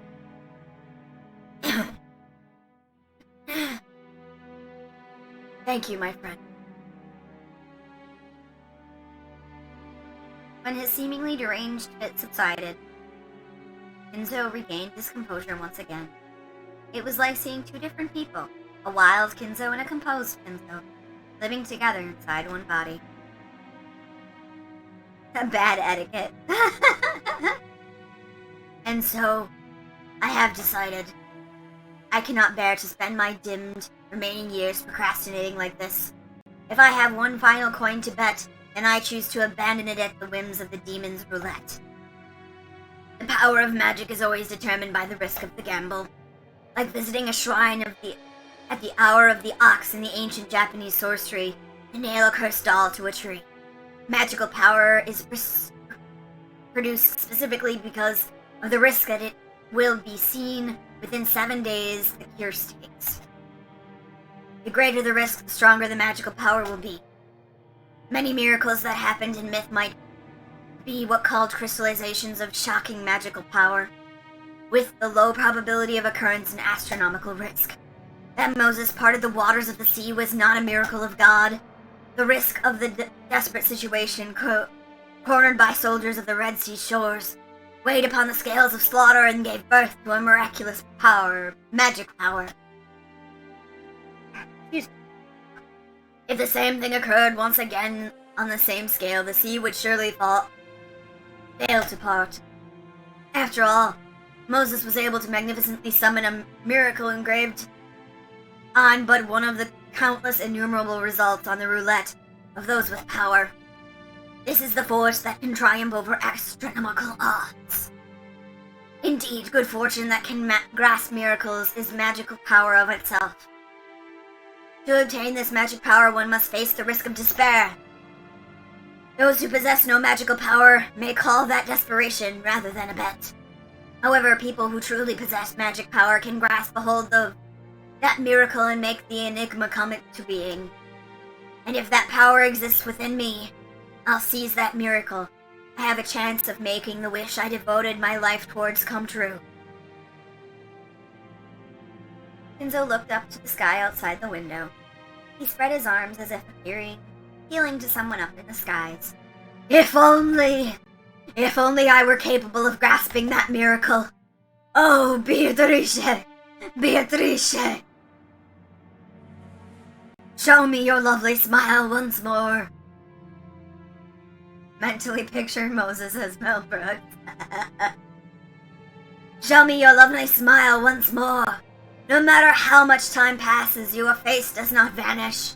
I just want to see your smile. That is all. I'll return everything you granted me. I'll return all the glory I've gained since that day. I don't need fortune, prestige, or gold. I'll return everything you gave me. I just want to see your smile. I beg you, Beatrice. Oh! Oh! His nonsensical yells became a scream, and then a wail.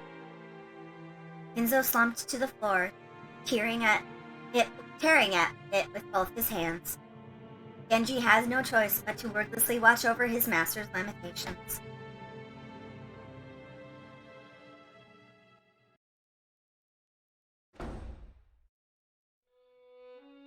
Saving time!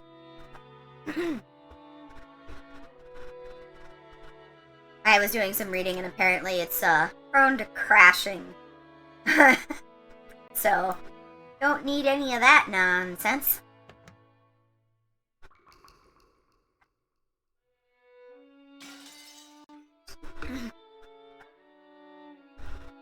Well, ladies and gentlemen, the family head's health is not at its best. He seemed extremely sad to not be able to share the lunch with you all, now that you have gathered for this event that occurs but once a year. Kuda, let the lunch begin. Certainly. I shall begin today's luncheon. Dr. Nanjo, is father's condition really that bad? Couldn't he have at least let us see his face? It's more of a problem of mood than of physical condition. And for that, there is no medicine I can prescribe. Hey, are we talking about his mood again? You've gotta be kidding me. We took time out of our schedules during this damn busy autumn season just to come and find out how he's doing? And now he's... And you should be happy, Rudolph. You now know how he's doing. Or what, would you rather take my place and try to persuade our ill-humored father to come join us? Are you kidding? Rudolph shrugged. Apparently, though Rudolph was willing to be indignant on how self-centered his father was, He wasn't particularly disappointed to be spared from face-to-face meeting. Doesn't it seem like his mood would improve before dinner? Does it seem like his mood would improve before dinner, Cross? He said. I have no idea. If you want to know that, you should ask him directly. Although I think his mood will improve faster if we don't bother him. Genshi's the only one who can get grandfather out of a funk. It's pretty pathetic, though, making the servants deal with your own parents' bad mood. Jessica, don't speak out of turn. She'd planned for her complaint to be heard only by her cousins, but it had reached even Cross's ears. Scolded, Jessica scowled and turned away sulking. If he's as cranky as they make him sound, he can't be that terribly sick, right? I mean, they're saying he's in a bad mood, not that he's got no energy, which at least proves that he's got wits about him. It's because grandfather has especially strong willpower. However, that doesn't necessarily mean his body will be able to keep up. Since last year, they kept saying that he has 3 months left. If the initial diagnosis was correct, grandfather's been prolonging his life by willpower alone. It's right for us to worry about him. Lunch started with the family's head seat still empty. The man who should be sitting there had already grown old, and the brilliant glory which had rebuilt the Ushiromiya's family in the span of a single lifetime had been forgotten. Old man too stubborn to die! Even though they were beginning the meal with that seat still empty, no one felt as it was odd anymore.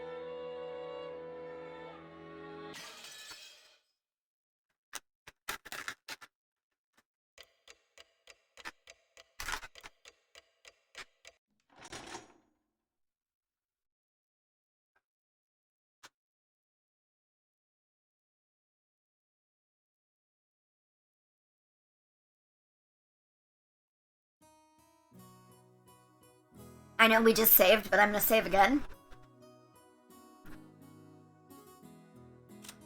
Because we are changing what we're doing.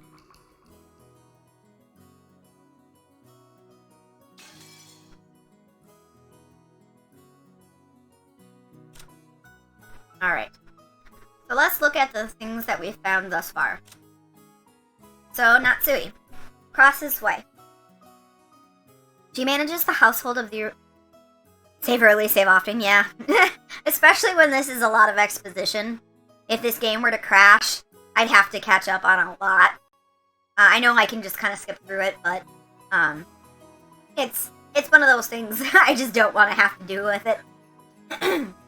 She manages the household of the Ushiromiya's head family in the place of her husband, who takes little interest in such matters. She was in charge of all preparations and arrangements for this family conference. She possesses a strong sense of responsibility and a great deal of pride. However, neither her husband nor his siblings understand her very well, so her position is far from enviable. Kinzo? The aged head of the Ushiromiya family.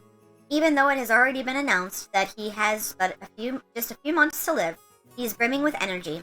Though he has amassed a vast fortune in the past, he never made any announcements regarding the inheritance, which worries his children. He is strongly influenced by the West and is a rabid fan of the occult.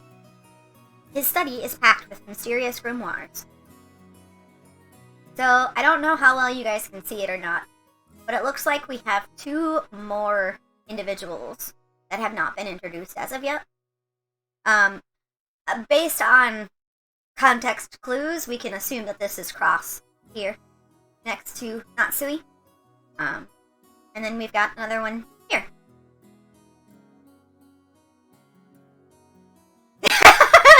Though he has a massive ass.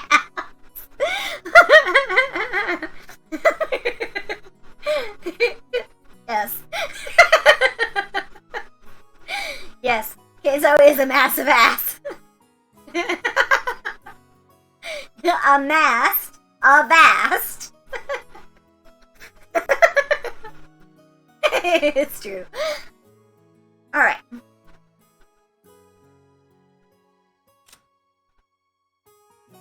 Sorry, I just put a mini muffin in my mouth. Give me a hot sec.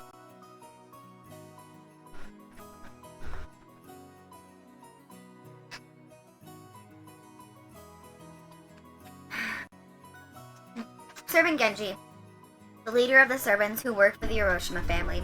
He has served Kinzo longer than any other, and is the person who most trusted by that old man. Since he served Kinzo directly, Cross and Natsui think of him as a spy for Kinzo. Yes, mini muffins.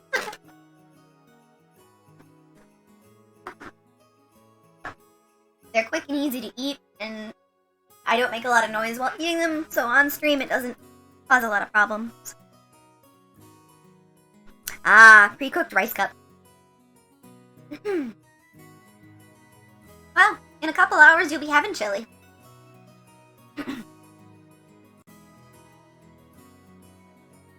I just hope I didn't make it too spicy. I did tone it down than a lot more than normal. Well, not a lot more, but a decent amount more than normal. Servant Shannon.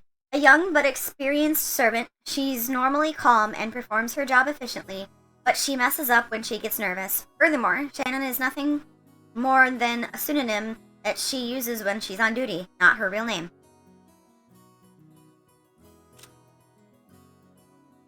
Okay. I just wanted to see if anything had changed.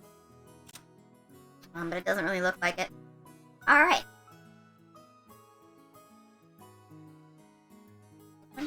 Okay, yep, okay. The Hiroshima Family Conference was held once every year on the first weekend of October. If a normal family were to hold a so-called family conference...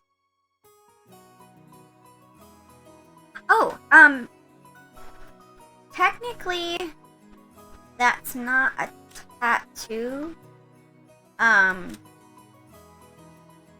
Oh, is it a tattoo in this game? It wasn't a tattoo in the, manga. It's the one-winged crest. It's the Hiroshima family, crest. You can see it on Kanon's collar. You can also see that, because Eva's is definitely a tattoo. But you can definitely see who in the family has it. I mean, it might be tights. Marth, do you know if it's a tattoo or clothing?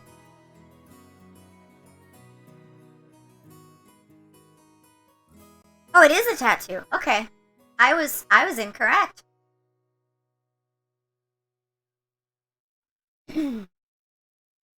But yeah, you can see it on Battler here on his the part of his coat. Maria has it. Does she? Yeah, she's got it on her bodice. Lapel, that's the word. And Rose is on her scarf. You can also see that Genji has one. Yeah, best mom. I already talked about that.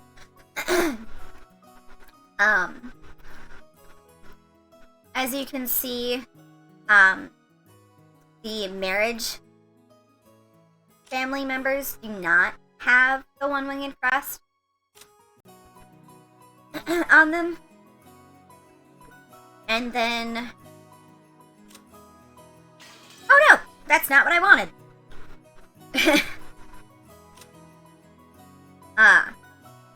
Not all of the servants have them. They're all just Sephiroth hands. Well, when you find out what the crest is actually representing, it's kind of, I mean, you could say it's a bit evil. But that's a ways yet before we get there. Like a ways yet. I think that's in the other game entirely. In the answer arcs. But yeah. So just a hot take here. Like I said, family has it. Yeah, it's game 7. Family has the crest. And certain specific individuals of servant have it, but not all of them. And none of the married partners have it. So, just a thing to kind of keep a lookout for. Okay. The Hiroshima Family Conference was held once every year in the first weekend of October. If a normal family were to hold a so-called family conference, you'd expect to be nothing more than a reunion of rarely seen relatives who'd greet each other around buckets of sushi or something. However, part of the family's great fortune had been lent out to grandfather's children, and no one of his family was considered an adult until they had met with success in a business. So this meeting literally was a conference. How much of the fortune was invested? What sort of business was conducted? How much profits was earned? As a result of how much fortune borrowed from the main family could be repaid. Yes, a bucket of sushi. That would be amazing. I've had a boat of sushi before. I mean, it's small, like bamboo boat, but like it was good. There's a lot of sushi. I love sushi. I'm hoping to have sushi in the next couple days. That would be great. No guarantees, but it'd be nice. Or possibly how much more would be borrowed for future business ventures. What lessons had they learned, and what could they learn from their mistakes? It seems like that topics like these were discussed very seriously in the past. My dad said it was like lying on a bed of nails. Apparently, it used to be a very serious family meeting where people were bathed in scornful and angry voices, and some people even got slapped despite their age. Ooh, a poke place opened up by Wendy's? Ooh. That sounds like a fun adventure. However, that had become the thing of the past. Now with everyone pursuing their own business ventures and achieving success, it was becoming more of a normal yearly get-together. Even so, telling grandfather about recent events was extremely stressful. So while it was nothing more than a simple get-together for us grandchildren, it was a real stomachache for our parents. Oh boy, $15 for a huge bowl. Excuse me. The absence of a man who was the source of all this trouble, regardless of reason, probably made today's lunch taste much more delicious. The phrase, "while the demon is not around, everyone can relax," comes to mind. Anyway, let's introduce Jessica's father, whose face I haven't seen in 6 years. The man sitting to my father's left is his older brother, Jessica's father, Uncle Kraus. This name sure is easy to read. No, it's not. Kraus. Now that we've gotten used to this string of weird names, our perspective is totally skewed. Business genius. So Kraus doesn't actually seem that bad. It even starts to sound kind of cool. Just like with Ed Natsui, I didn't have many memories of speaking with Uncle Kraus. He had never been one to chat to the children, and I felt like he was always talking with adults just like Aunt Natsui. According to my father's gossip, he was a spiteful and violent man. If what he said was true, Uncle Kraus used to be very domineering from his position as the oldest sibling and was despised by all the other siblings. Though, despite those siblings all seemed to be happily chatting together. Oh well, even if their relationship was bad when they were children, sometimes when people grow up and live apart from each other, their relationships change. That's probably what it was.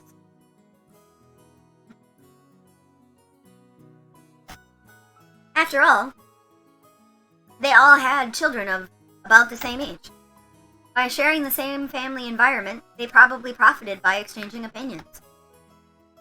Maybe because of that, a short while ago, the circle of parents began to discuss the exams of Jessica and I would be taking. Jessica, in order to escape questions about the exams from my father on her left. Yeah. purposefully faced right when firing off rapid series of comments, not giving him any chance to get a word in. Moving on, let's look at the opposite end from Kraus and the others. In the very last seat at the table, an old gentleman with sturdy physique sat facing Kyrie. This was my first time meeting him. I had only just been introduced to him, but it seems he's grandfather's personal doctor, a man called Nanjo. I heard he used to own a huge clinic on the nearby island of Nijima, but he turned it over to his son and began living the life of leisure in his old age. He had known grandfather since the very beginning, when the mansion was first constructed on this island, and had built up a relationship over several decades. I thought at first that the two of them might have gotten to know each other through grandfather's suspicious hobbies, but it seems he was actually grandfather's chess partner.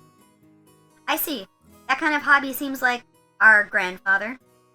Very like our grandfather. What with his love of all things Western.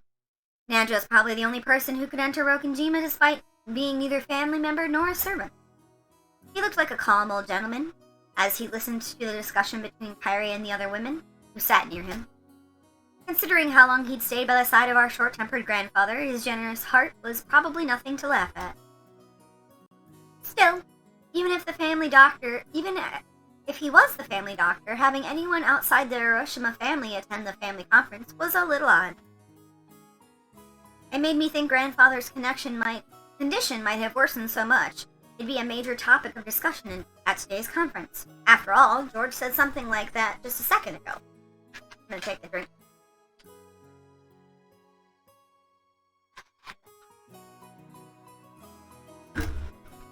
Something about how we've been getting continuous reports since around last year that grandfather didn't have long to live. It was nasty to think about, but considering how rich grandfather was. At the time of his death, his wealth will suddenly be released, probably along with a fair share of our parents' stomach acid. And it'll lead to ulcers for everyone. After all, this sort of thing just gets messier when there's more wealth to be divided. There's a good chance they'll be talking about stuff like that at the family conference. Still, it's not like it's got anything to do with us kids. Finally, even though he hasn't shown up, let me introduce our grandfather. The person who should be sitting in that incipent's chair is Hiroshima Kinzo. It really sucks. Everyone else in the family has these weird names, but he's got a perfectly normal one himself. If only his name were written Kinzo. Oh, but he let us call him Goldsmith or something. I'd totally freak out. As you can probably guess by now, he's a frightening person with an extremely short temper. I'm one of his grandchildren, not a son, and I haven't seen him since elementary school. Thanks to that, I have no memory of being beaten myself, but our parents were apparently raised with iron fists. That earlier conversation between my dad and Uncle Kraus about who should go convince grandfather to come down seems pretty darn funny once you know their background.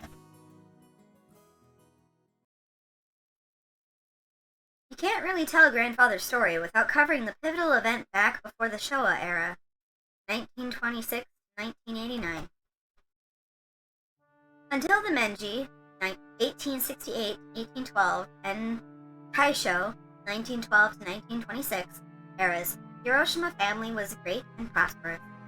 They owned several spinning mills, which made them rich, even though enough to just double over laughing every day as the money kept rolling in.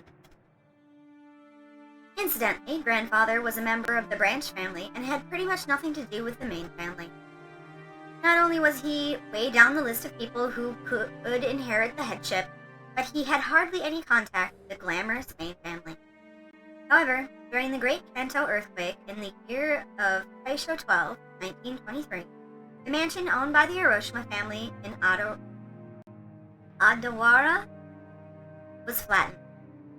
The spinning mills of Tokyo were all burned down in a huge fire, and the Hiroshima family lost most of its wealth and the family members in an instant.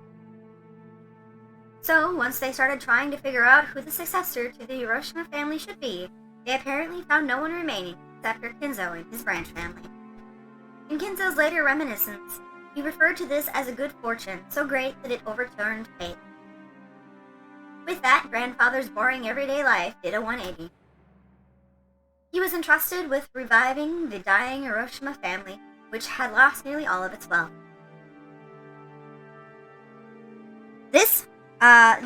It currently takes place in 1986, sorry.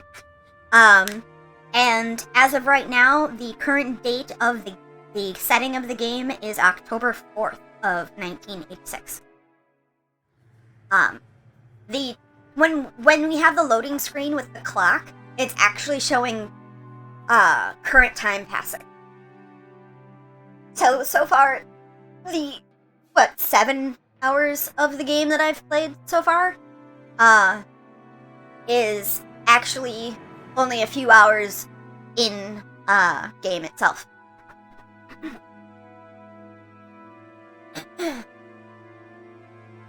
He was entrusted with reviving the dying Hiroshima family, which had lost nearly all of its wealth. However, just because he had been entrusted with the task didn't mean he could accomplish it. Apparently, those around him weren't really expecting much. However, this is when Grandfather began displaying his extraordinary talent and good luck. Grandfather used all of the family's remaining wealth, as well as everything from the hair on his head to his toenails, as collateral in order to borrow a massive amount of money. Once he'd built up a gigantic war chest, he immediately invested in businesses. It was like someone tumbling down a hill on a bike without any brakes, and then jumping onto a neighboring bike, and then another one. Just like some crazy street performance. I bet everyone thought Grandfather had no business ability whatsoever. However, after several miracles and turns of good luck, with coincidences piling up and every chance taken advantage of, he was suddenly in control of a powerful connection with the occupying forces. At that time, MacArthur and the GHQ were the ultimate authority in Japan. Grandfather, in a twinkle in his eye, began succeeding in business under the protection of the occupying forces, quickly becoming very rich. By this point, it's probably safe to say that information, not luck, has saved the day.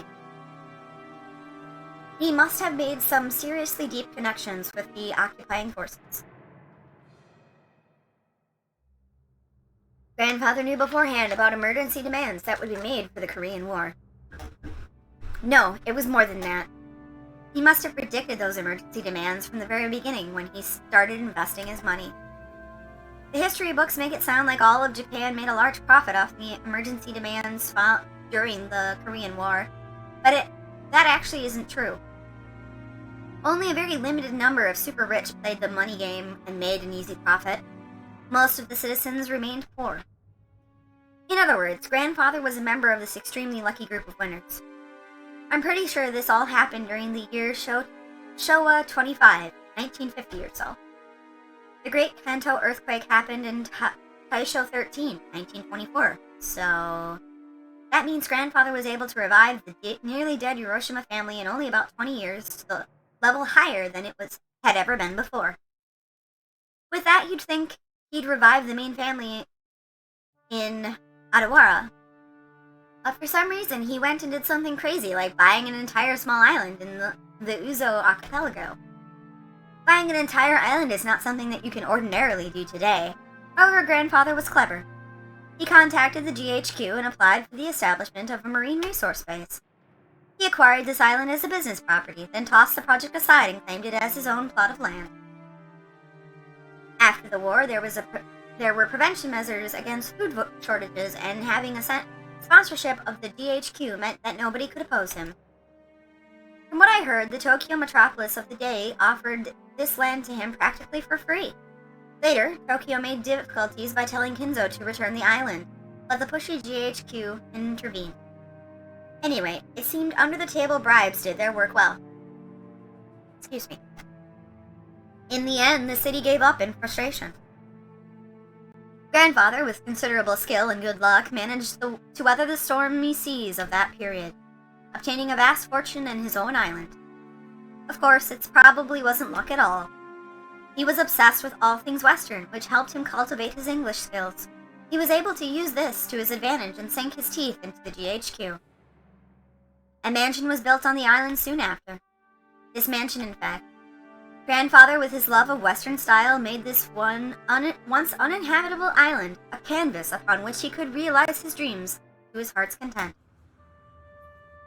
He now had the western mansion of his dreams, overflowing with emotion and atmosphere, and a beautiful garden featuring all sorts of roses. And he had a private beach where nobody other than himself would ever be permitted to leave a footprint. This would be a dream come true for any boy.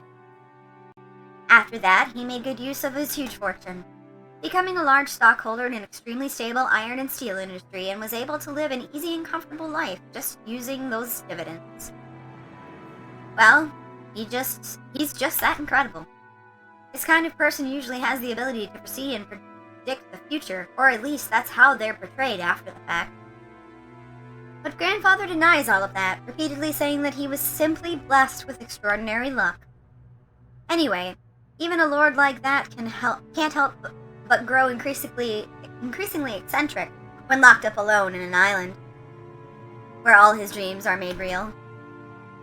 Everyone knows that he has had a Western obsession from the start, but none of our parents really know when his bizarre black magic hobby began. Did his love of black magic begin way back when he became fascinated with everything Western? Or did his miraculous stretch of good luck while reviving his family cause him to feel a mysterious power in himself? At some point, Grandfather began to make the research of black magic his life's work. He filled his study with suspicious books, chemicals, and magical items as he became increasingly bizarre. From what I've heard around those around him warmingly watched over him, fearing that someone who had achieved success in life had the right to do as he pleased, but there's no way that's true. They were probably just creeped out thinking, that's disgusting, I don't want to get involved. Anyway, that agitated period was an age of big gambles and both opportunities and risks. Let's say Grandfather was born in this time period. He would have no opportunities and would probably have achieved less, like a chess piece from mandatory education to college at a leisurely pace, never becoming more than the average salaryman. If that happened, he'd probably have sat somewhere happily talking behind his boss's back. No, not in a fancy dining hall like this, more like at a table at some bar. Then again, I bet this family conference would be a whole lot more relaxing if that were the case. Okay, that's enough about the old geezer. More importantly, let's talk about this incredible lunch. Speaking of, I'm gonna take a hot second to go to the bathroom and maybe shove more food in my face. So I'm gonna pause it here, and we'll be back here in a few moments, okay? I should probably, I'm gonna save first. Save.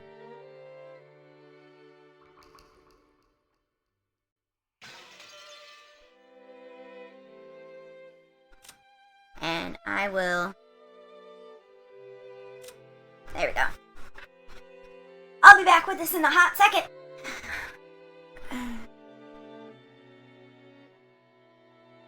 If I can get the stuff.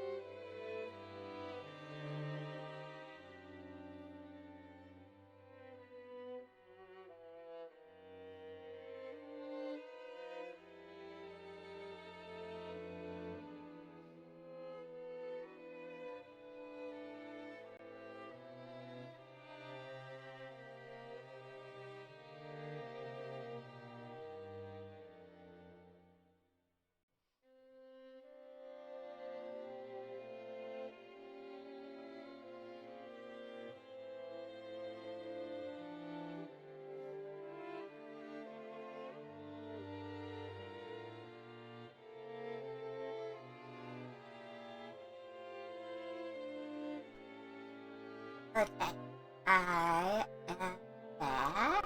Let me turn this off. There we go. Okay.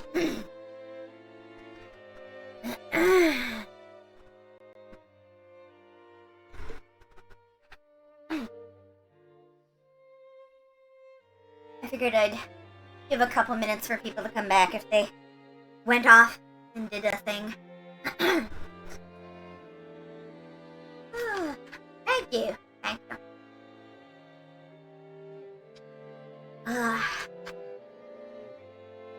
I checked my laundry. That's all dry.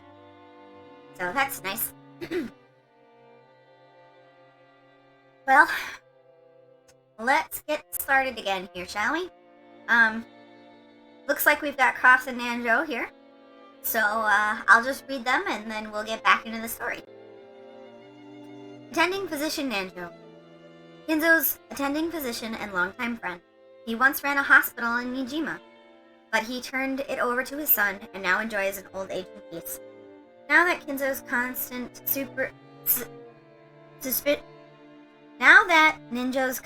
suspicion has reached extraordinary heights, Nanjo is one of the very few people he trusts.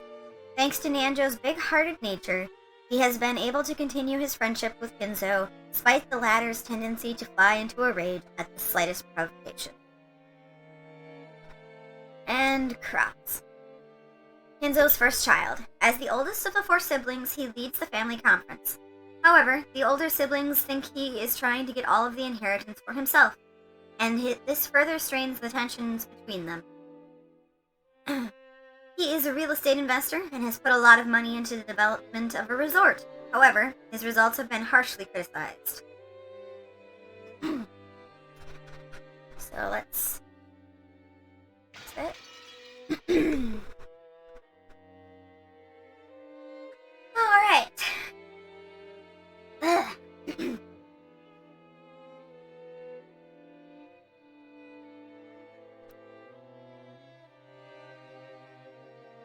Yes, men flying into a rage instead of therapy.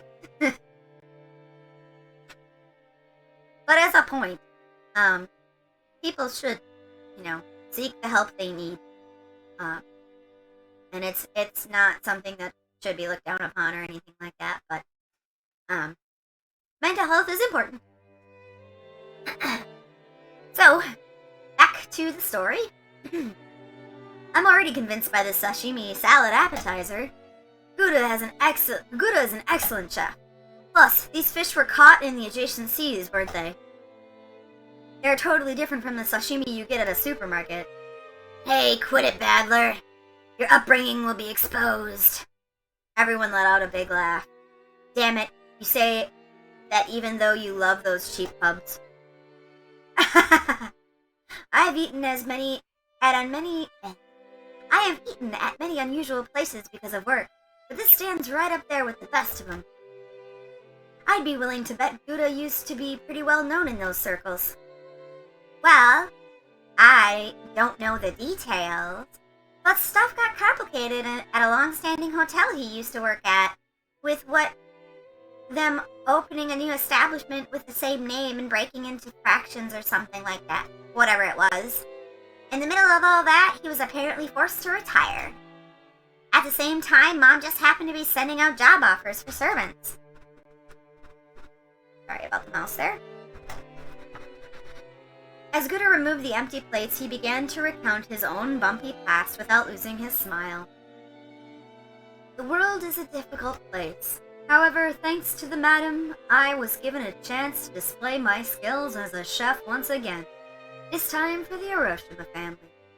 Although I enjoyed experiencing the smiles of the laughter, larger numbers of people, I find it quite entertaining to perform the more delicate work that can please the limited number of those who have employed me.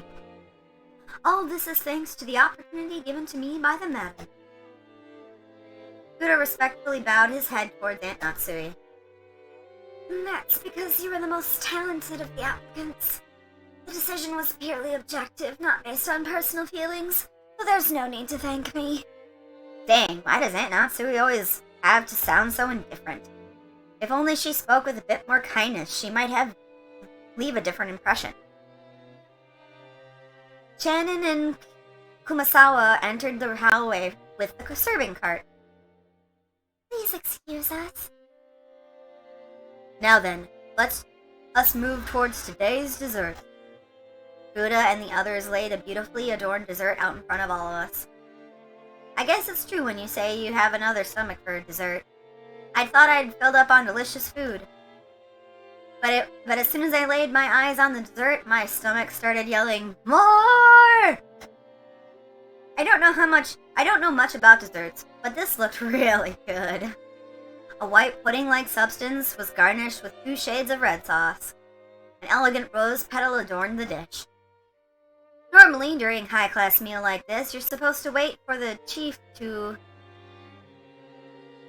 extol the virtues of this particular meal before eating.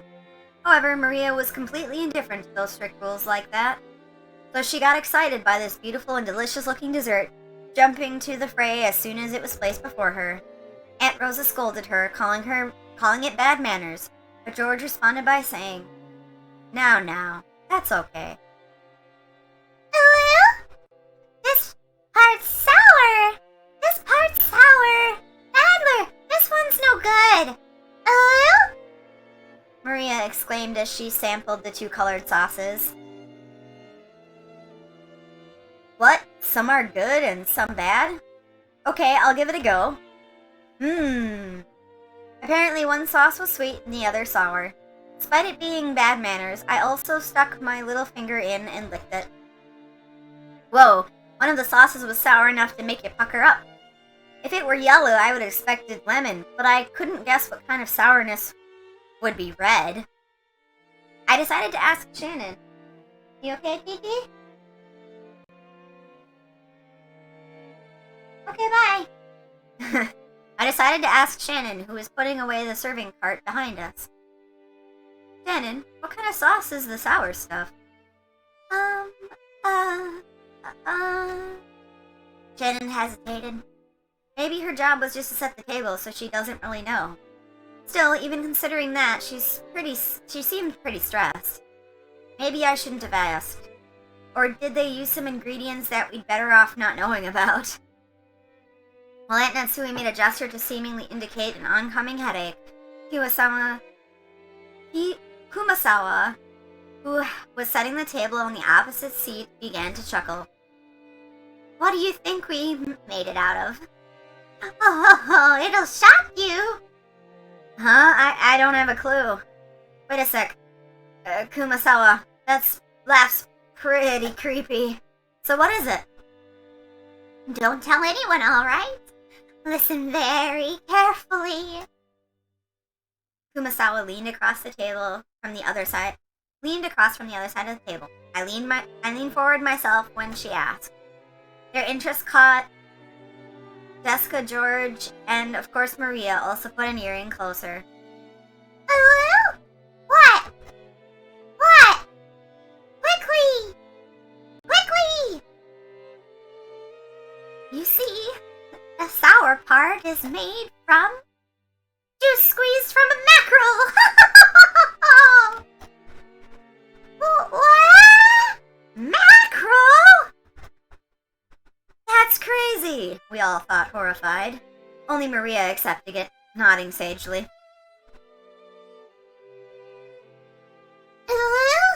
Mackerels are sour. This is what comes out when you squeeze them? When Maria started clamoring that mackerel were sour, the adults were unable to contain their laughter. Only Aunt Rosa, her face red, whispered to Maria that mackerel is sour only once prepared as shimasaba. Ah, now I totally remember. Kumasawa was always like this, wasn't she? I think I remember her tricking me in all sorts of ways when I was young. The most lethal has got to be that one. Those flimsy black things in Chinese dishes. They're ikure. Whoa! Hold on, I gotta go check something. I'll be right back.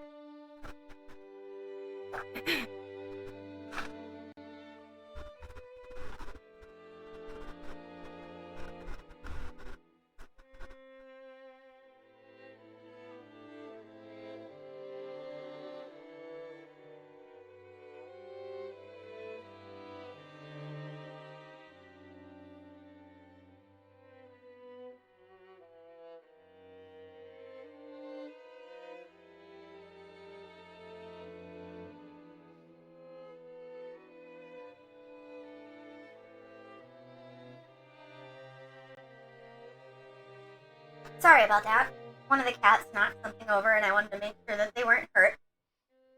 Kiki was really scared by what she did, but other than that, everybody's fine.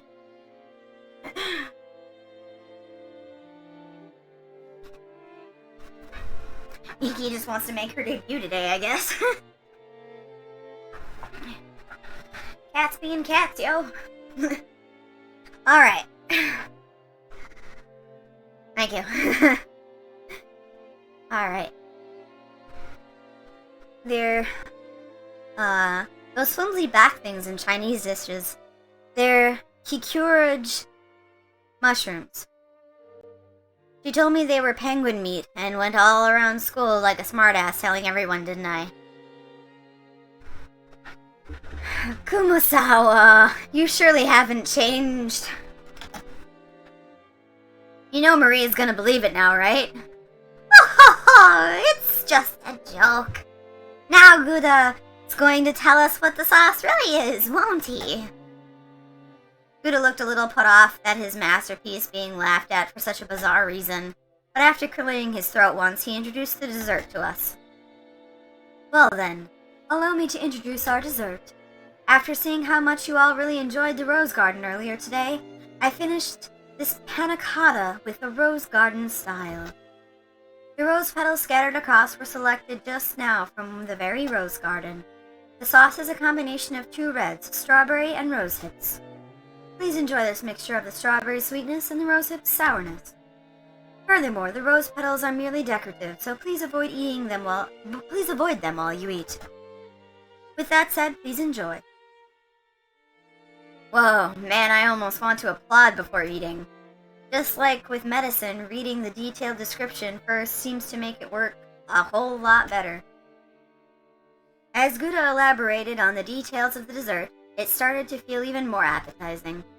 Seriously, should you call him subtle or just talented?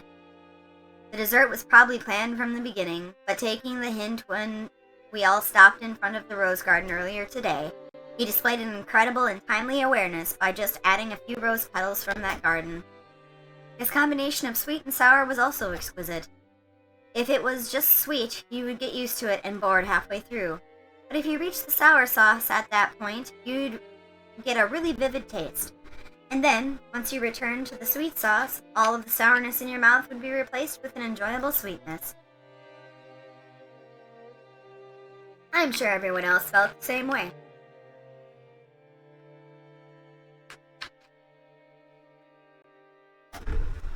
Every time Gouda passed by one of our seats, someone praised the taste and his presentation. How is it, madam? Splendid, as always. It's worthy of entertaining our guests. I am most grateful for your words. Madam, did you know? I have heard that rose hips have the ability to cure headaches. I thought that you in particular would appreciate it, so I had it specifically prepared. Is that so? Thank you. See, didn't I tell you not, Siri? Rose hips is great for headaches. So it seems. I do hope it actually helps. Ha ha! Gouda, I love ya. Hey. Later on, why don't you tell me how they treat you? Or if you can't, just let me know what sort of salary you'd like. Having your talent confined to this small island is sacrilege to humanity's cooking culture. What do you think about working your craft in my company and delighting all of our customers? Haha, Hideyoshi. You're trying to steal away our Gouda? Now that won't do at all. We'd better start treating Gouda better or he'll be snatched up. Yes, you really should. If you don't, someone's gonna grab him and you'll be stuck with 3 meals of Kimosawa-style mackerel cooking a day, won't you? Oh, that's harsh. It seems someone's holding a grudge against me. Everyone let out a huge laugh. According to Jessica, Kurosawa's mackerel jokes were a running gag in our that our parents had long since gotten used to. Kurosawa often claimed that mackerels had precious nutritional value, which could slow aging, make people smarter, and more. Supposedly, while it couldn't stop the outward signs of aging, it helped prevent it on the inside. Since she was still spirited enough to tell these kinds of jokes at her age, there must be something to that theory. Oh, in that case, if you'll excuse me, prepare yourself for tonight's dinner. I'll be cooking plenty of mackerel dishes for you all, so you'd better look forward to it. We sure will. Can't wait to get all puckered from tonight's Shimasaba. That's it. That sounds wonderful. I wonder if they'll be serving any good Japanese sake. Oh, we certainly will. Haven't you heard of Rogenjima's famous mackerel sochi? Sochu? Kimasawa, together with Shannon, bowed and pushed the serving cart away. It was pretty funny to watch Gouda, who looked like his show had totally been stolen, explain in a serious manner that we would be having calf steak for dinner. Kimosawa? Thanks for doing that back there. As she pushed the serving cart, Shannon bowed her head very deeply. Oh, I haven't done anything that requires thanks. Kumasawa may have played dumb, but she had obviously understood and saved Shannon from in the nick of time. Back when Badler had asked about the dessert, Shannon had unfortunately hesitated. There may have been several ways to dodge the question, but all of them would have required some quick wits. Shannon, who hesitated when hard-pressed for responses, was always suffering because of this small weakness. If only Shannon had a little of craftiness needed for Let me start that sentence over. If only Shannon had a little of the craftiness needed to cleverly shake off a mistake like Gouda, her life would have been a bit easier. The fact that she could perform other tasks flawlessly made this weakness even more unfortunate. However, there were some who understood Shannon's honest nature, her inability to gloss over a mistake and draw attention away from it. That was why Kumasawa had smoothly come to her rescue.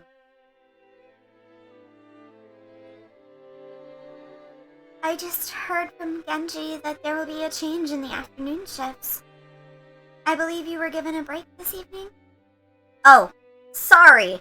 That's the wrong voice. I just heard from Genji-san that there will be a change in the afternoon shifts. I believe you were given a break until this evening. I'm jealous. Oh, sorry, I haven't checked the shift chart yet. Ah, yes. I was thinking I might start cooking some mackerel in the oven. If you don't mind, I would be happy if you would help out a bit before your break. Ah, yes. I would be delighted to help. To Shannon, Kumasawa was like a mother among the servants.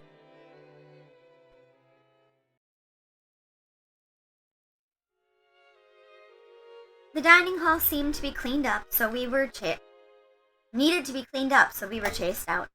Instead, tea was being served in the parlor. Apparently, they'd prepared the black tea that Aunt Rosa had brought for Aunt Natsui.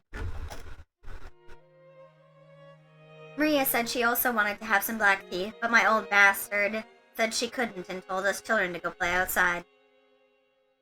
Badler, Why don't we go for a walk outside? Go ahead and take a look around the roses or something. But keep close eye on the weather. The sky's still clear, but the weather report kept on talking about rain. Forgot to mention there's a monsoon, or not monsoon, what is it called? Oh, brain. Bad weather's coming. Not monsoon.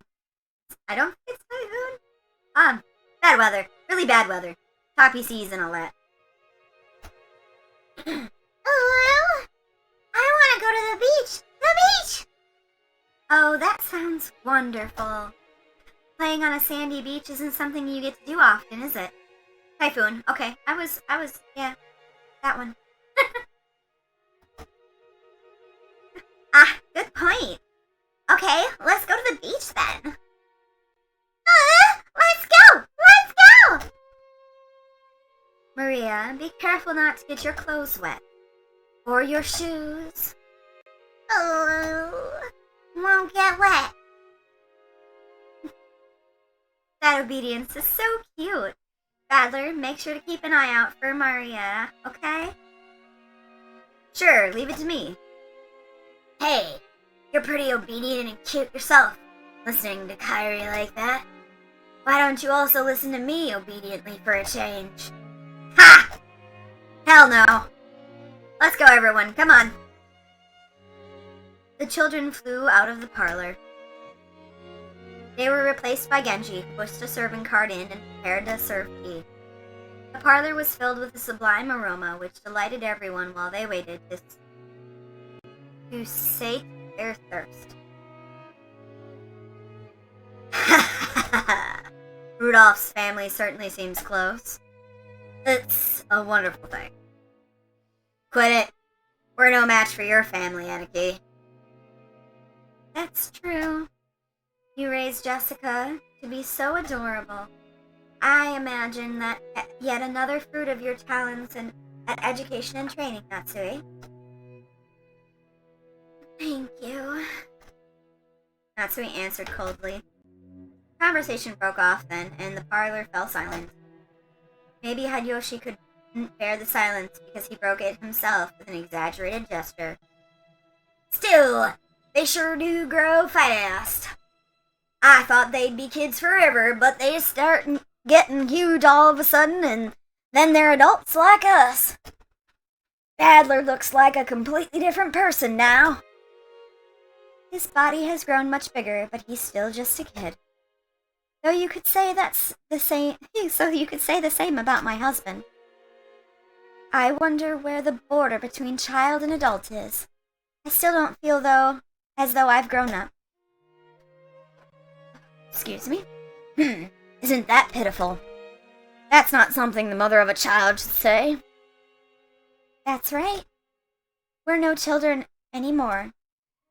We're all adults now. So I wish we could talk together on an intellectual level rather than an emotional one. When Eva smiled with sharp sarcasm, everyone seemed to get more tense. It felt as though the pleasant tea aroma had been tossed out the window. Since long ago, we've always endured and endeavored to engage in intellectual conversations. It seems your sarcasm occasionally misses its mark, just as it always has. Oh? What is it you've always endeavored to do? My. I wish I could wrap those words up and send them out to this room a few decades ago. Right, Rosa? Rosa gave a vague smile. She knew that, whether she agreed or disagreed, she'd earned the displeasure of one of her siblings. It was a bit of worldly wisdom that had been essential for someone growing up as the youngest sibling. Quit it, Aniki. We'd better get started on our main topic while the brats aren't around. Let us make that our intellectual discussion. As Rudolph glanced over at the faces of all present, some of them let out a sigh, and some of them let out a look of resignation across their face. What, Bobby? No, please don't jump up there.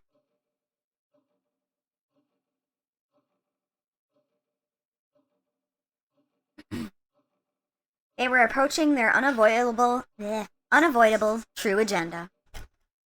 Mr. Kitty. Hey. Hey. I know that you want to be up there, but that's not a good place for you to be.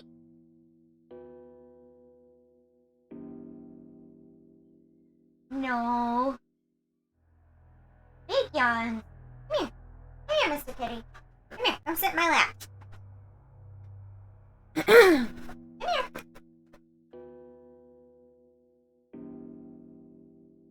Last year, his life expectancy was estimated at about 3 months.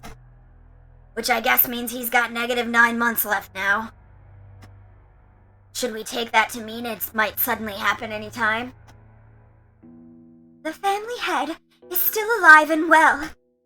The fact that you'd bring up such an appropriate topic under the light of day makes me doubt your sanity, Rudolph. Still, not silly. This is the sort of thing you can't put off until something happens. He's still healthy now, which makes it the perfect time to talk about this, whether we've still got time to plan. It's just a bit of financial etiquette, you might say. It seems Father's the focus of everyone's concern. Dr. Nanjo, could we hear the details from you? That appears to be what everyone is waiting for after all. Nanjo, who had been standing at the window and staring out at the rose garden, let out a single cough when he realized he was being called. Gonna take a sip.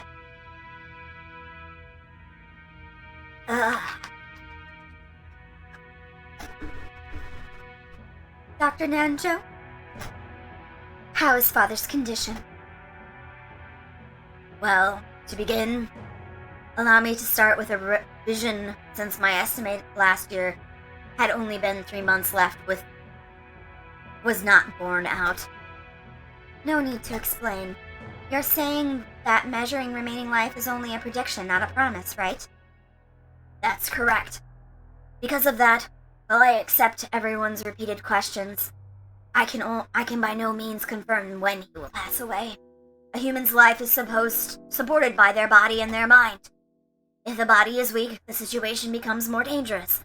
But if the mind is strong enough to compensate for that weakness, the effects of one's condition can sometimes remain in a subdued state.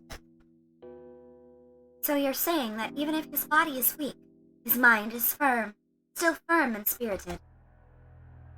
Kyrie, sorry, but please stay quiet for a bit. I'm sorry. That is correct. Kinzo's body is being overwhelmed by the demon of ill health. This will hold especially true as long as he continues to partake of such strong alcohol. So he's in a crisis now that he drinks. And maybe he's lived as long because he drinks. There's Dad for you, a heavy drinker. Well then, Doctor, I know you can't give anything more than a prediction. But what do you think about Father's chance of living until this day next year? That's quite a rude question to ask about the family head. Natsui jumped on Eva, not even bothering to hide her astonished expression. Eva stared back daringly, but Hideyoshi realized what was going on and tried to smooth things over with a forced smile. Natsui. Forgive her. Eva, choose your words a bit more carefully, okay? I'm sorry. I was just so concerned about Father's condition. Is that so? I hadn't realized. Dr. Nanjo, please tell us. For the sake of the beautiful love of a daughter worried about her father's lifespan. Cross laughed sarcastically and Eva smiled sweetly, returning an identical chuckle. You ask whether he will still be healthy next year? But as a doctor, it's very hard to say. Because while I do think this lull in his condition will continue for a while, if he suffers some kind of fit, there may be nothing we can do. After all, Rokonjima is a solitary island.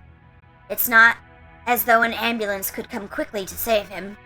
Normally, I would want to have him placed in a large hospital on the mainland, but Father stated that he doesn't want his noble research interrupted.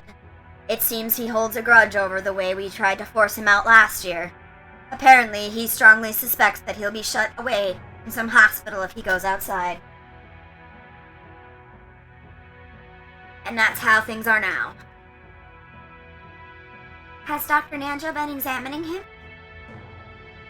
Father trusts Dr. Nanjo. It seems he can be examined when in one of his better moods. I can explain his condition, but if I try to recommend medicine or hospitalization, he refuses to listen. I've really only been able to look. It's true some people hate doctors. Still, what a hassle. Nanjo sighed deeply. The purpose of an examination is to determine what medical treatment would be appropriate. Receiving an examination and then not following the advice given makes the whole thing pointless.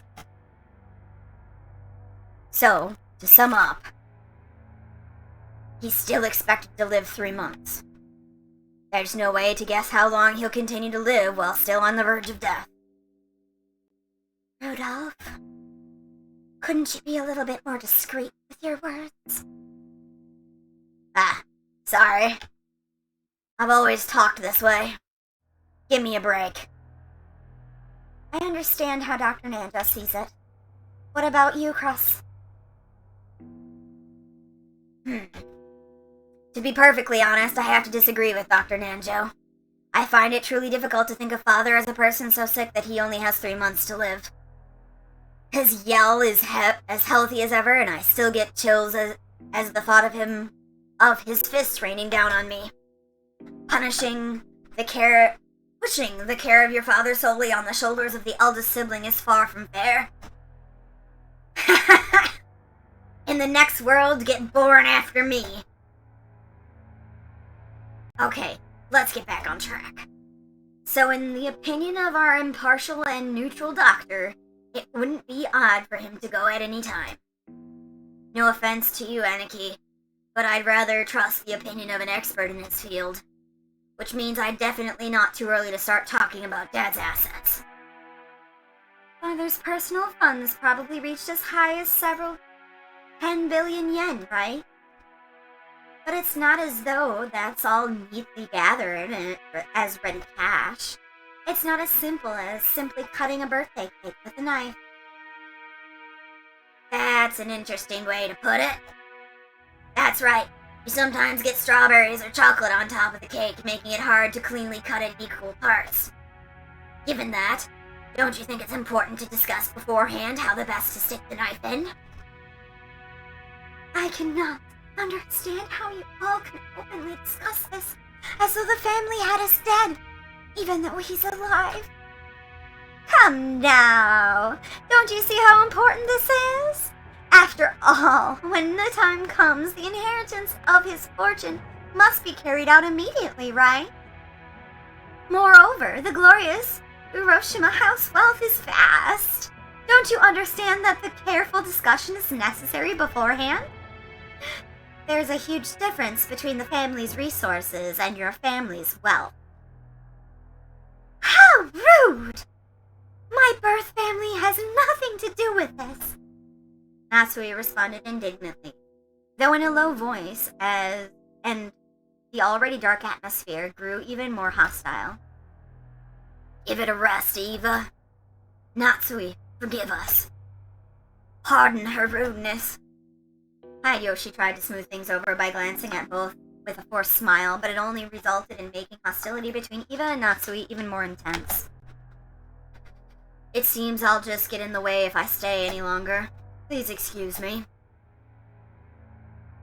Andrew rose from his seat and exited the parlor. To an outsider, it may have seemed like a normal act of courtesy, but his back was watched by several glances envious of his ability to escape. After the doctor had exited, and his footsteps had disappeared into the distance, recrossed his legs. In other words, this is what you all would like to say. Father's remaining life is short. You want to quickly enter into a practical conference concerning the distribution of the inheritance. Why are you so eager, I wonder? Certainly, as you say, estimating and distributing the Ushiromiya's family wealth is no simple task. In that case, shouldn't we be making careful and deliberate calculations? It seems to me that you are all impatient to split up the cake tonight. Isn't that true, Rosa? What reason is there to be hasty? We aren't being hasty. However, we need to have an agreement between the siblings.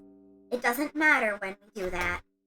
But if the day Father's condition worsens is approaching, discussing the matter beforehand hardly seems hasty to me. Rosa shot a glass at Eva and Rudolph. Glance, not glass. Oh gods, can you imagine?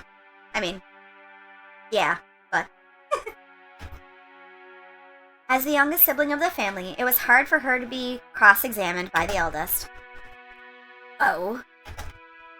Is that your true opinion? I didn't expect that the most honest and pure-hearted of siblings would say something like that.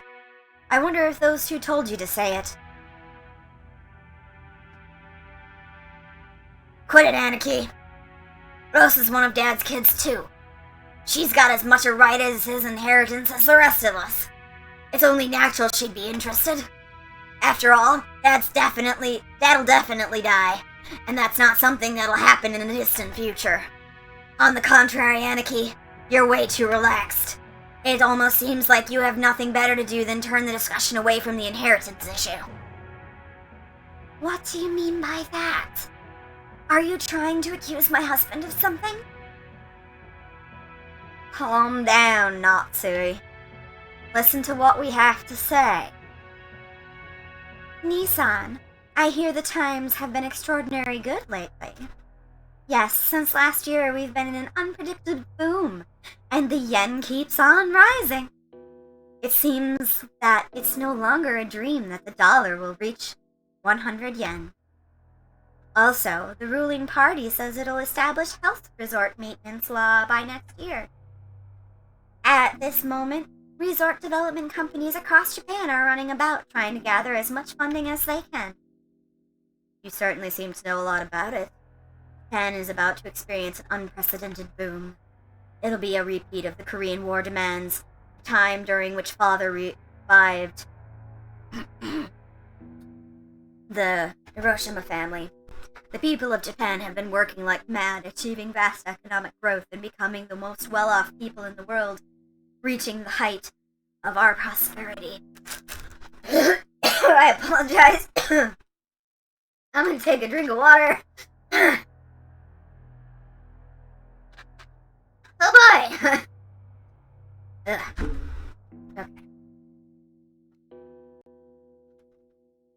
We've reached an era where private spending is vast, which means easy money for institutions that can capitalize on that fact.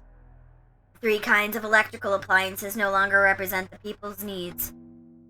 The people need ski resorts, golf courses, public pools, resort hotels, and theme parks. Have you gone to Disneyland, which opened just a few years ago? What an excellent theme park. It's a place where even an adult can be a kid and have fun with his family. No longer do we count our sole virtue to be selfless devotion while failing to care for our families. We have become the most preposterous people in the world, and now we can finally enjoy the benefits. Cross, your foresight's nothing to sneeze at. When I heard that sort of thing several years ago, I thought it was crazy. But when I heard about the G5 Nations Plaza Accord, that all changed. The yen shot up, and I bet the price of land skyrockets soon too. Shit ain't Disneyland if it ain't no Mickey. Where the fuck is the mouse? Oh, Mr. Kitty, you've got glitter in your hair. The yen shot up, and I bet the price of land skyrockets soon too. It won't be long before Japan becomes the economic center of the world. You've got a great sense of direction the world's moving across. At least there can be no debate about that. I feel the same as Hideyoshi. Aniki, you can read it into the next decade of history. I'll bet you got that keen sense from Dad, and it's incredible. However, unlike Dad, the timing of your predictions have been a bit off sometimes, right? Me, son. You've been starting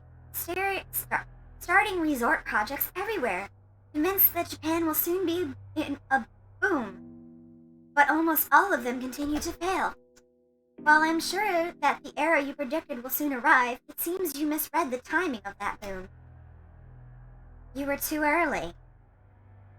You then panicked and tried to sell everything off, which only opened the wound even further. If your nose was really so reliable, then there should be no reason for you to sell off your property. Is this proof that you mistrust your own ability?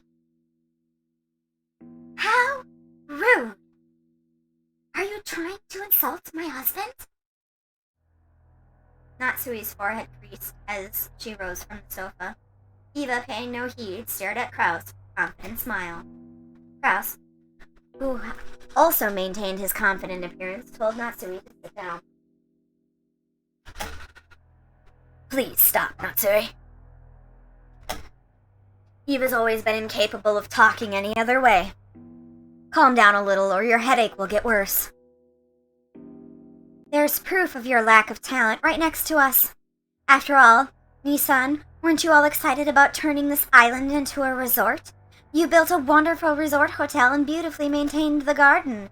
I'm just an amateur and don't pretend to understand, but you must have used a significant amount of money for that, right? What? And what is that to you? My husband's business is none of yours. Actually, that's not true, Natsui. Rokonjima doesn't belong to Aniki. It belongs to Dad. Of course, the hotel doesn't belong to Aniki, right? In fact, we'd be more than willing to pay lodging fees for tonight. Oh, sorry.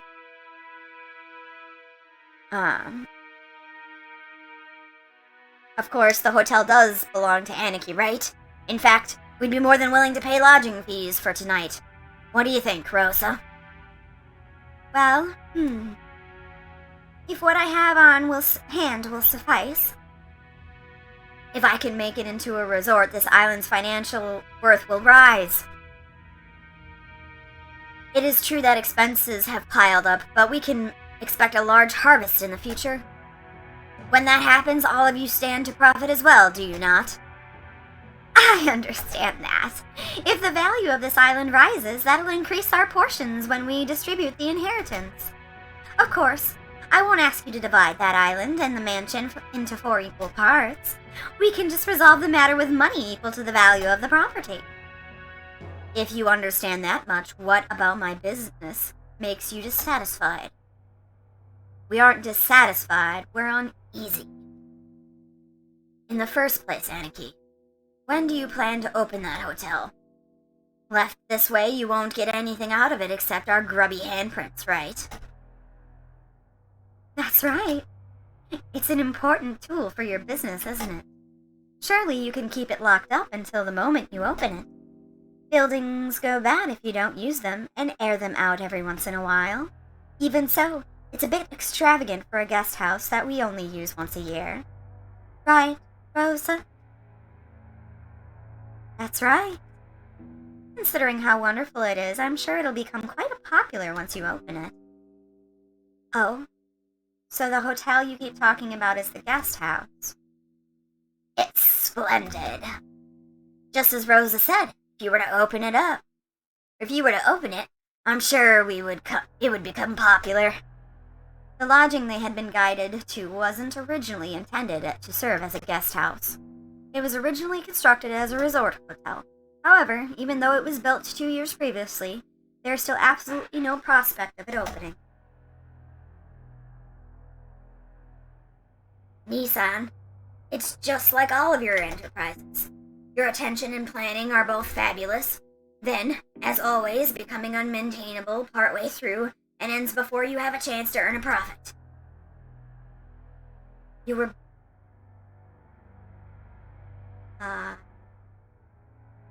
You were brilliant when you saw that using this island only as a place to live was a waste. I think that was a pretty good plan to turn into a resort that could use the prospect of marine sports, fishing, honeymoons, and the like to attract customers.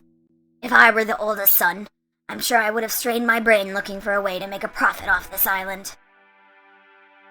Oh, I think I'm using the wrong voice. Oops. But 2 full years have passed since you finished building, right? After 2 years, you still haven't had an opportunity to open it. Where's the managing company you entrusted it to?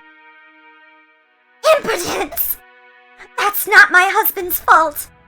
There's just been so much trouble with the company that my husband contracted. No matter how you look at it, we're the victims here. And yet, the rumors we've heard about this company you hired haven't been good at all. Let's be clear about this, dear. Did you really think we wouldn't hear about how lack of payment, embezzlement, and other issues led the project disintegrating mid-flight? We even have evidence. I don't know what kind of evidence you think you found, but it's all baseless. As new members in the tourism industry, it is necessary for us to lay the groundwork with various people. It's also important to investigate the trustworthiness of our partners. It's merely taken us some time to meet that goal. I'll admit, in my rashness, the hotel was completed too early. However, it is not as though we're paying maintenance costs. It's a foundation that will eventually become immensely significant. Liar! I bet you wanted to liquidate it, but can't. After all, there's no reason for anybody to buy such an extravagant hotel on an isolated, empty island without any established sightseeing routes.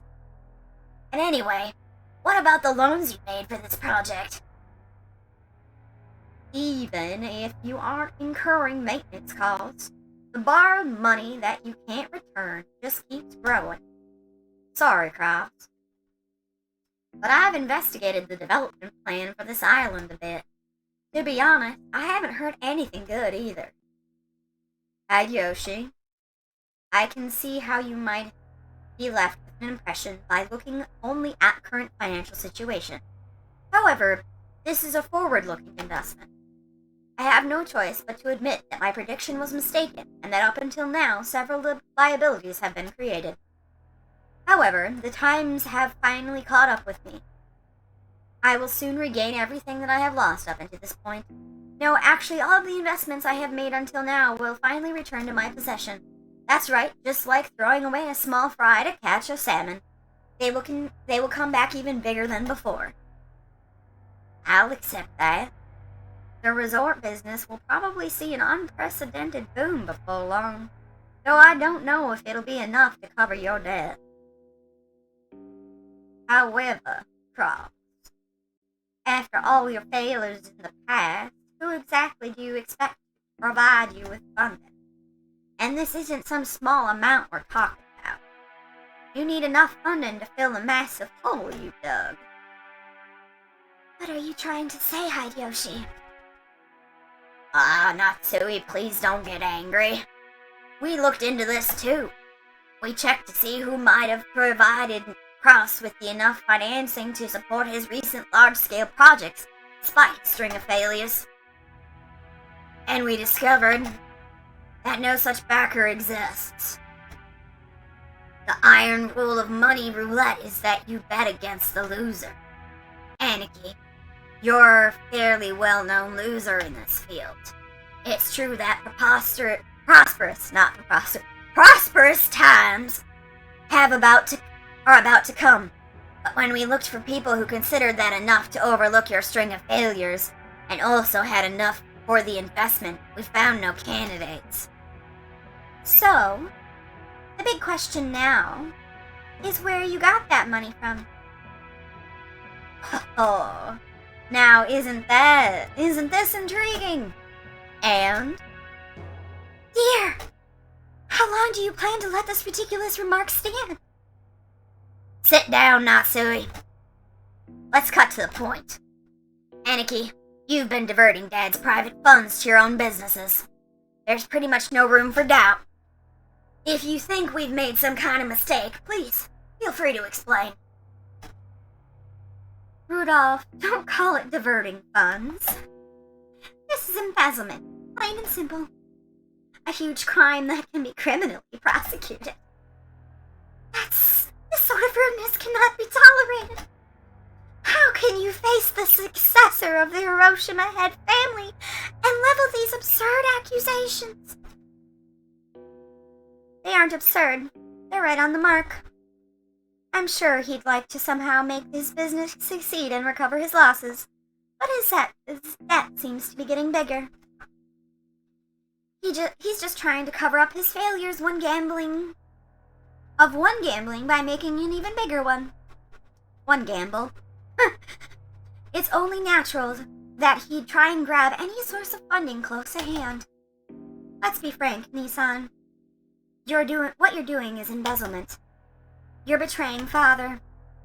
You know that we'll have the court settle this after all is over, right? Do you think that kind of person has any right to call themselves the successor to the Hiroshima head family? Of all the... You dare claim that he has betrayed the... Oh, sorry. Wrong person. Of all the... You dare claim that he has betrayed the family head? You no longer have the right to straddle the threshold of glorious Hiroshima family. Leave this place at once. Now! Get out! Natsui, who had already reached the limits of her anger, shouted at Eva in rage. She then pointed alternatively at Eva in the hallway, demanding that she leave. Eva took out a folding fan and fanned herself with it, glaring maliciously at Natsui as though silently daring her to repeat what she said. Sorry. However, her mouth was still smiling, curved in the shape of a crescent moon. In that unpleasant silence, Rosa gulped. Hey. Natsui-ni-san? To whom do you think you are speaking in such a tone? I'm speaking to the exceedingly rude sister of my husband. As a person in charge of the main family's kitchen, I cannot overlook any more of this. In charge of the kitchen?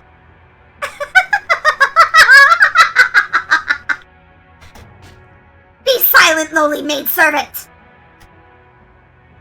Eva folded the fan with a snap and rose to her feet energetically.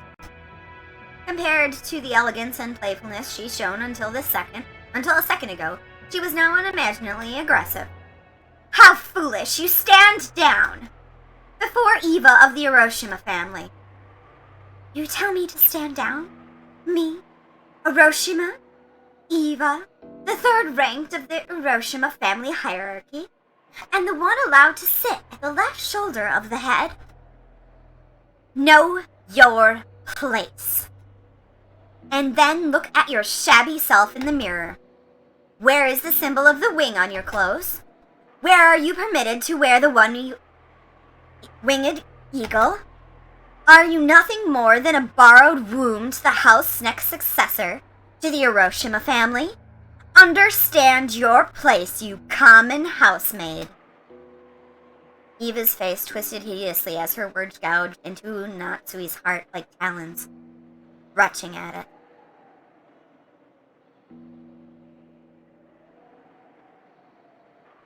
There were 100 ways Natsui wanted to respond.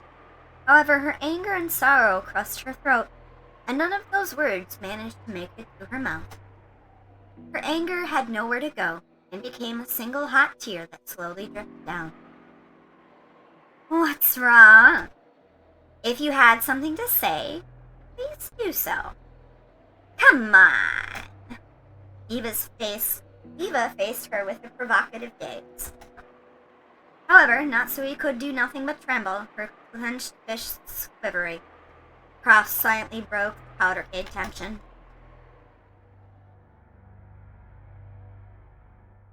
Natsui, Leave your seat.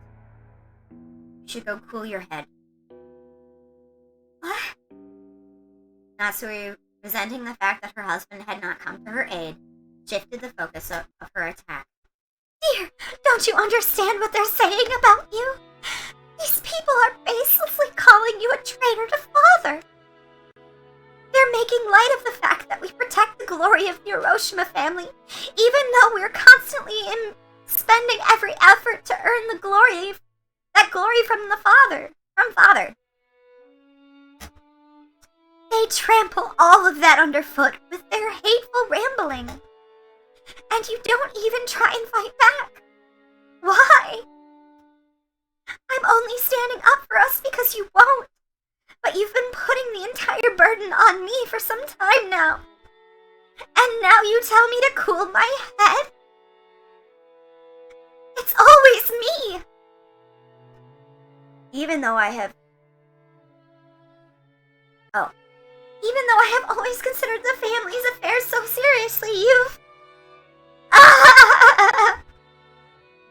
Natsui was already unable to hide her fears. She flew from the room in that state. After that, all that remained was somewhat embarrassed mood in the parlor. When the sound of footsteps grew distant and silence returned, Kraus shrugged his shoulders silently. I apologize for my wife. She has always been bad at controlling her emotions. It's even been rough for me. If that's what's been managing your household, you must suffer to no end, Nisan.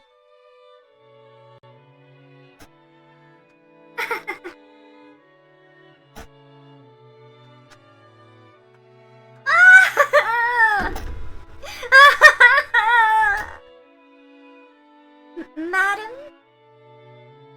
It's nothing. Leave me be. Nisan flew into her room and threw herself onto the bed, lamenting. Those heart-wrenching sobs reached Kumasawa in the hallway. Poor Madame Natsui. There is a deep enmity between her and Iba-san. Explaining their relationship would be very trying for me as a woman. The Hiroshima family holds blood in high regard, but if a woman marries and leaves the family, they are normally removed from the family's register. Thus, under normal circumstances, Eva should have been removed when she was married to Hideyoshi. However, there is one deserving of blame in this matter. The madam certainly bears no guilt. Oh, there is no one deserving of blame in this matter. The madam certainly bears no guilt. There is nothing to call it other than a whim of God. Cross and Nisan were not blessed with children for some time. After all, this is a male-dominated Hiroshima family. A wife is merely a tool to create an heir. If such a wife cannot fulfill her only duty, she will not even be treated as a human. It pains me to remember how the master tortured Madam during that time. Back then, a wedding between Eva and Hideyoshi was being discussed. Eva was sly. Taking advantage of Madam's inability to become pregnant, she gained the favor of the master. She inspired him to allow her to marry and give birth to a successor herself, making sure to avoid transferring her name out of the Hiroshima's register. There was a vast difference in Hiroshima's hierarchy between Madam, who married into the Hiroshima family and was treated like an outsider, and Eva, who was related to the family by blood and whose husband took the Hiroshima name. Furthermore, Eva eventually gave birth first, and to a boy. As for how much weaker Madam's position was than Eva's, well, I believe you can see for yourself. I'm sure Madam is tormented by the thought that if only she had gotten pregnant earlier, the master wouldn't have accepted Eva's request to keep her last name after marriage. And Eva wouldn't have been permitted to act as arrogantly as she did today. However, that was not Madam's fault. All of the blame lies with God's whims and the stork that delivered Jessica late. Even so, Madam wouldn't allow herself to see things this way. She probably can't help but cry bitter tears as a woman at her inability to carry out the duties expectant of a wife. How sad. I cannot do anything except watch over here from her from the shadows.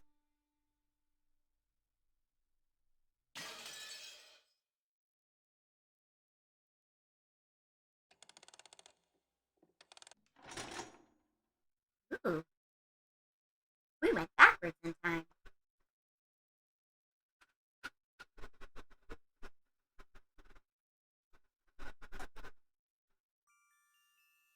Okay, I'm going to save again. Listen. Save.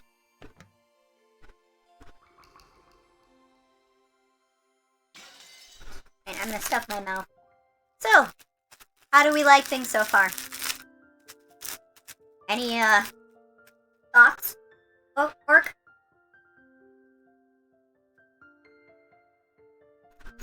Mr. Kitty, please do not get up on the counter. Or the desk. Stop chewing on cables. Eva is a bitch.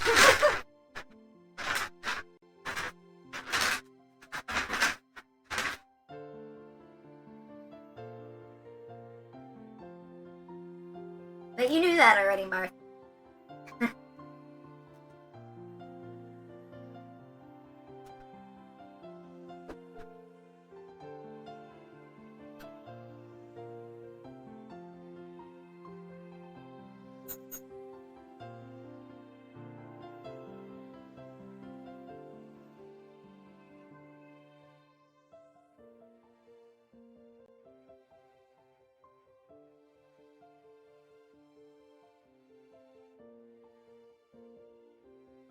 Sorry. I just wanna quickly eat.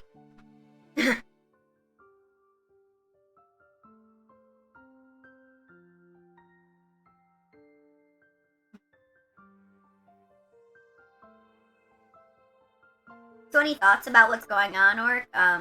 As far as like the family quarrel and the like?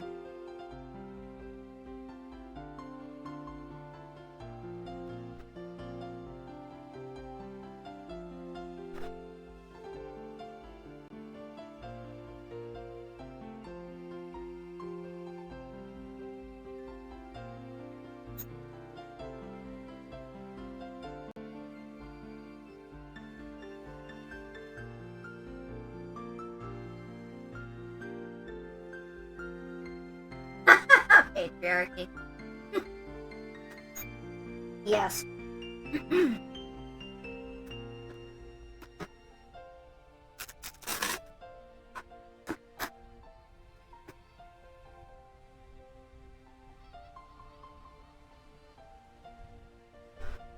Things kind of go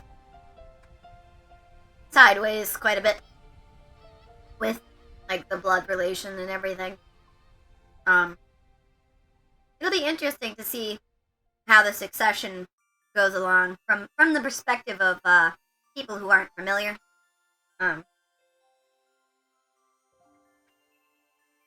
Because you know, things seem hostile now, but things are gonna shake up here. Alright. We crossed the hall again, on our way to the entrance. As we did, we once again spotted the witch's portrait. However, spotted is probably not the best word to describe that experience. It was more like our eyes were exorbitantly drawn to it. The woman's eyes, with their sage-like glamour. Baby, you ain't seen nothing yet. That woman's eyes, with their sage-like glamour, definitely had the power to make those who viewed it stand rooted to the spot. Excuse me. So this is the witch Beatrice. Wonder if that story's true. Badler doesn't believe? Back when he had asked about the picture was, the first person to tell him had been Maria. Therefore, then Badler showing signs of doubt, Maria must have felt that Badler didn't have faith in her. Of course, that wasn't what Badler meant. Maria ran up to the portrait and began banging on the plaque the plaque hanging below it. Maybe the title of the portrait was written there. Maria, trying to prove that she wasn't lying, obstinately continued to hit the plate. Sorry about that. It's not like I doubted you or anything you said, Maria. Hello? Badler believes! Hello! When he patted Maria's head and apologized, she seemed to accept it, sticking out her chest and proudly oohing.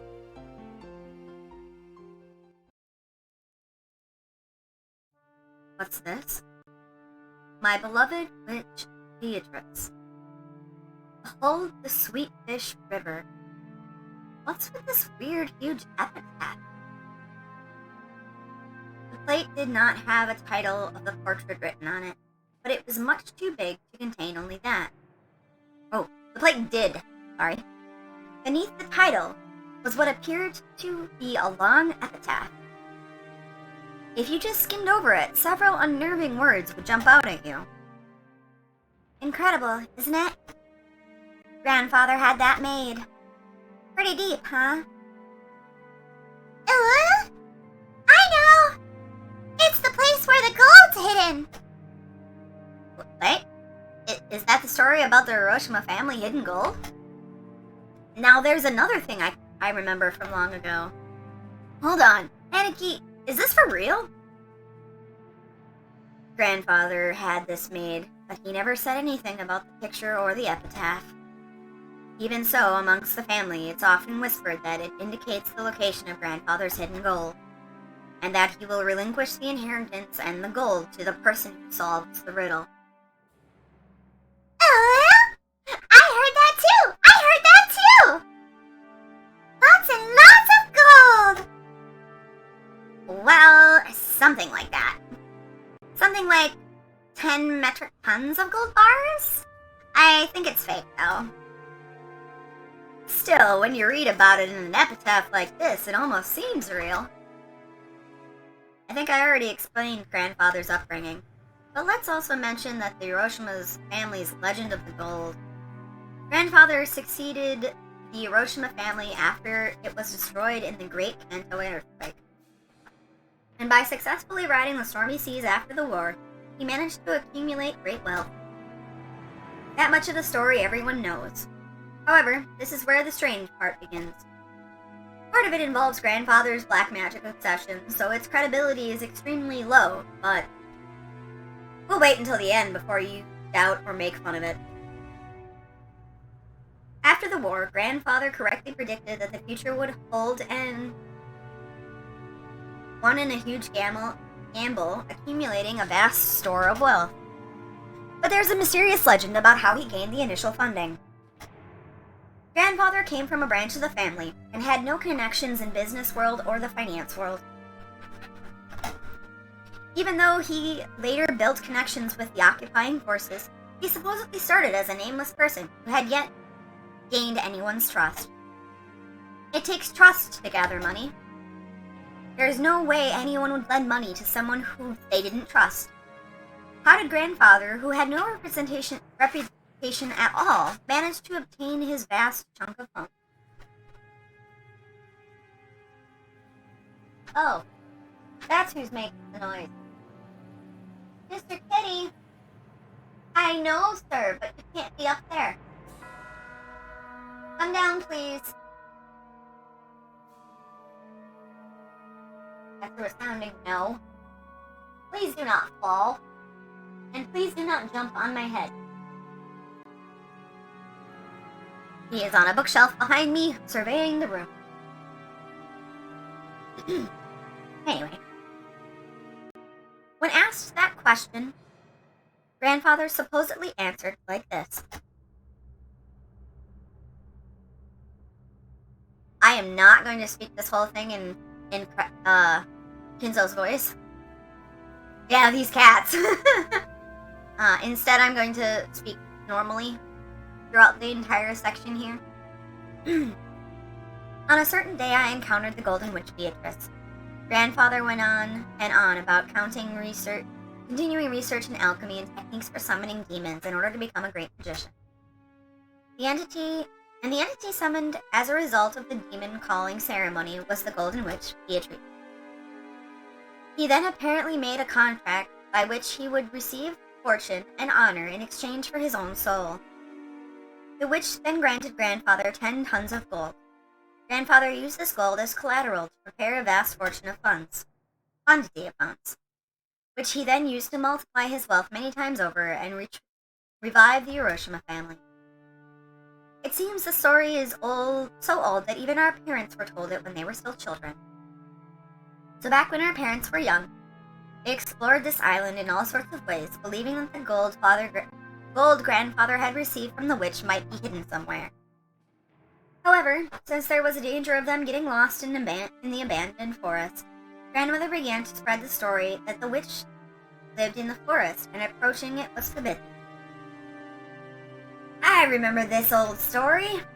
When we were little, we all went over to the island searching for the treasure after our parents told us about it. Didn't we get lost in the forest once, then crying until some of the servants found us? Our parents got so mad.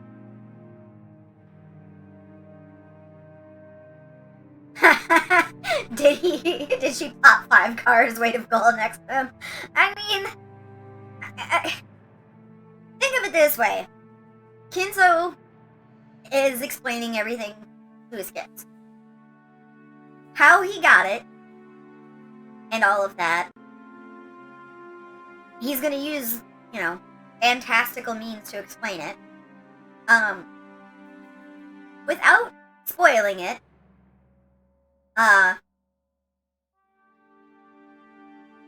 is he completely telling the truth? Possibly. Beatrice has a dump truck ass of gold included. Yes, it's Beatrice's fat ass.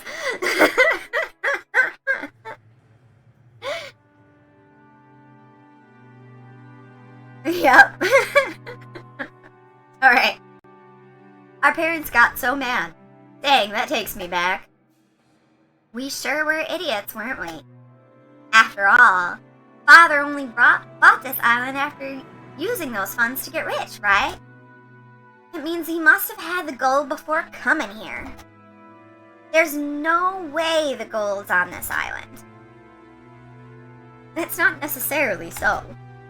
Maybe the gold was hidden on the island from the beginning, and he bought the whole island just to ensure that it was his and his alone. There's a whole 10 metric tons of it, right? It seems more realistic that he tried to secure the place where it was hidden rather than try and move it all. This epitaph was written 2 years ago. And since Grandfather wrote it himself, yeah, it does make the legend of the gold seem more believable. The so-called witch's gold that revived the Ushiromiya family weighed 10 tons.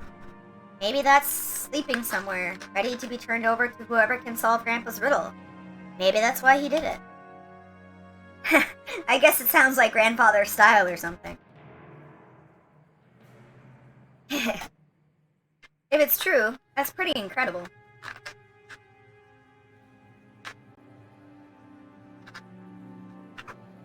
The epitaph carved into the plate was very mysterious, with something like a poem or a song written on it. The text was incredibly disturbing, filled with signs of Grandfather's black magic hobby, and its contents were in truly bad taste. But it could definitely be viewed as a puzzle, which, if solved, might lead to a hidden gold. Whether that's what he intended or not, I can't even imagine what his true motive might have been. All we know for sure is that Grandfather put his shady epitaph here so that everyone in the family could see it. We also know that he's hinted at the existence of the gold without ever talking about where it might be hidden, at least so far.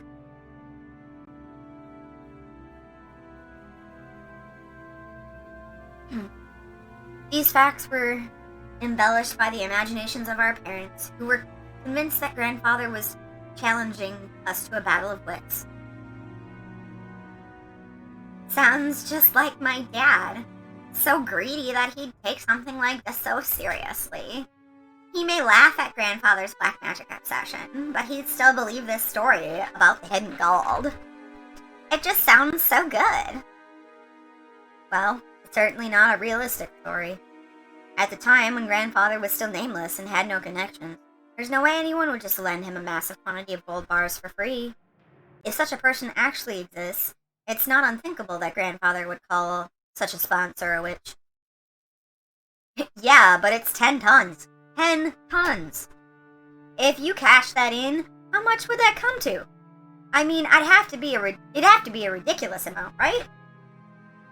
It certainly would be a ridiculous amount.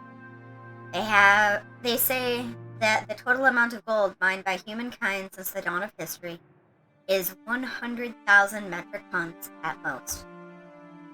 That's 1/10,000 of all the gold humankind has obtained through history should belong to just one person is just insane.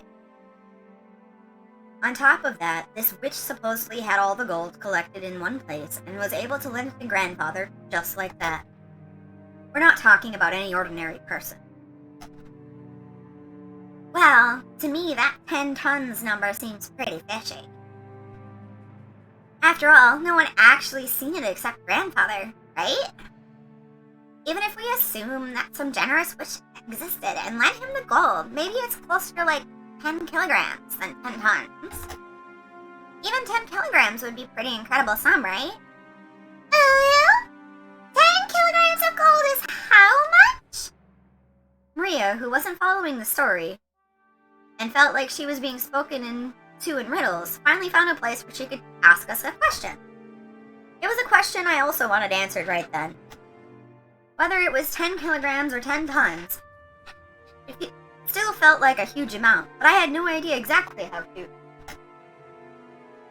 George folded his arms and tried to remember the market price of gold. Well, even the value of gold is affected by the market, and the value of physical gold can change depending upon its purity and trustworthiness of the foundry. You also need to pay handling fees to cash it in. However, that doesn't change the fact that it's a precious metal, and some people's estimate that humanity will mine all of the world's gold within a half century if gold mining continues at its current rate.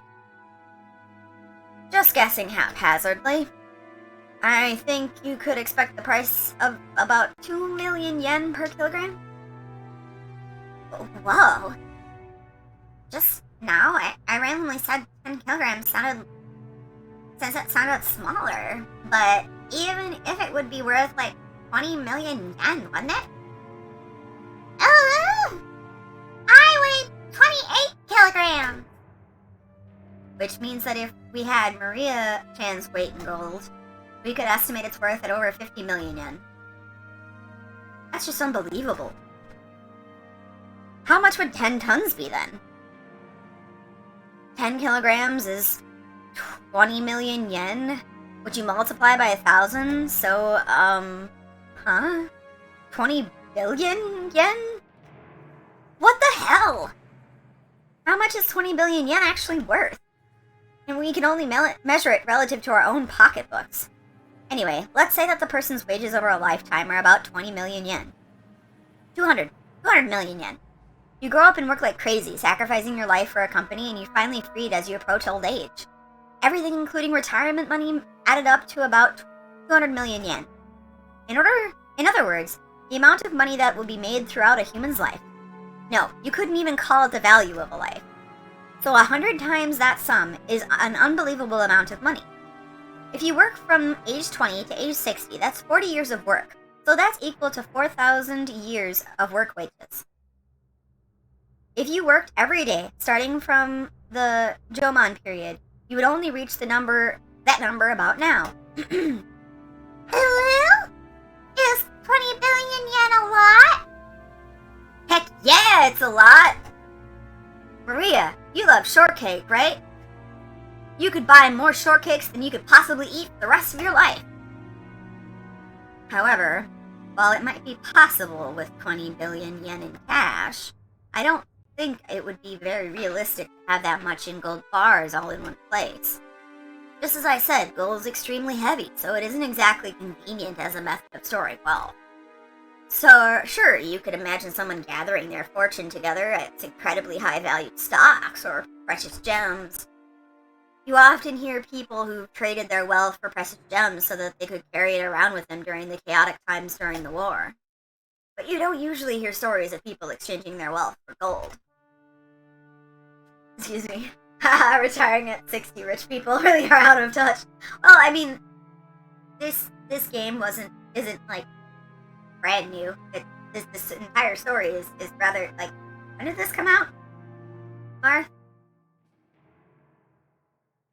If you're still here. He's approaching the end of his workday, so would be surprised if he's not. It may be heavy, but it's the most trusted and stable form of wealth internationally. So maybe that was important. For example, bonds are just scraps of paper if the whole country goes under. Yeah, 2008, 2010-ish. The fuck is retirement? Yeah. You could also look at it that way. A given 1 10-kilogram ingot is pretty heavy to carry around. Haven't you heard? A 50-kilogram person can't carry a 50-kilogram bag over their shoulder. With that many gold bars, the amount of labor and risk for one person would be hard to calculate. So what you're saying is, while it'd be one thing if you had a stack of banknotes worth 20 billion yen, 20 billion yen in gold would be such a big mountain that practically it would be kind of pointless. That's right.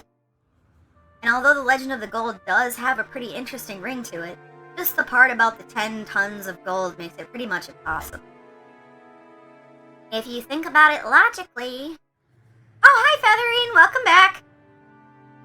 If you think about it logically like that, it sounds obviously fake. Kinda brings you back down to reality. Anyway, that's grandfather for you.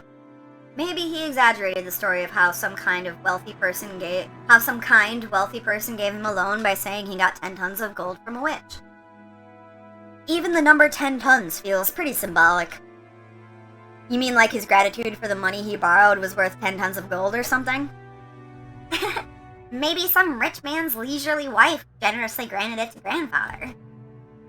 Or maybe he started calling the person a witch. I see. Jessica's example isn't bad.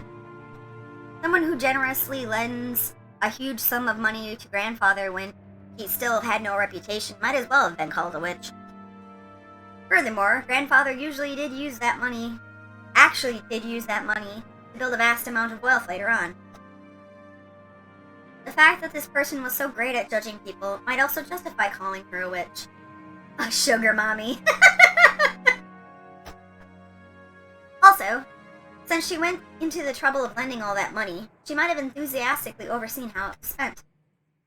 The decision is to unexpectedly get involved with the occupying forces and profit from the Korean War demands might have been inspired by the witch herself. That might explain why he claimed to have received both wealth and honor from her. I see. So in other words, this witch lent grandfather the funds necessary to retrieve the revive the Hiroshima family, and he owed her big time. Then he felt so grateful that he put a huge painting drawn and he had that huge painting drawn and displayed. Yeah, that's not a crazy story. It's even possible this person was an old granny who looked like a witch.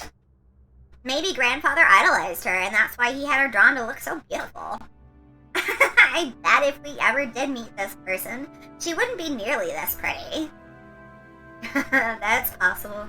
The name Beatrice sounds pretty Western, and if you think about it, how everyone in our family has Western names, maybe even the name Beatrice was the result of grandfather trying to rearrange some Japanese person's name to make it sound Western. I get it. That means this... Oh. I think this is Jessica. I get it. That means that pretty girl doesn't exist outside the picture. Guess that means I won't be... Oh, nope. This is Badler. Nope. I get it. That means this pretty girl doesn't exist outside the picture. Guess that means I won't be able to rub those elegant breasts. In the first place, it isn't having a witch pretty bizarre by itself? Like, you could find something like that anywhere on Earth. I laughed and made fun of the witch, trying to distinguish myself from the kid I was 6 years ago, who feared the witch in the forest, and Maria tugged on my sleeve. I could tell by now, by how hard she pulled, that she was a bit upset. What is it, Maria? Oh, Beatrice exists! Maria stared up at me. She had on her usual sour look, but I could tell she was angry by the color of her eyes. Witches exist. Witches exist.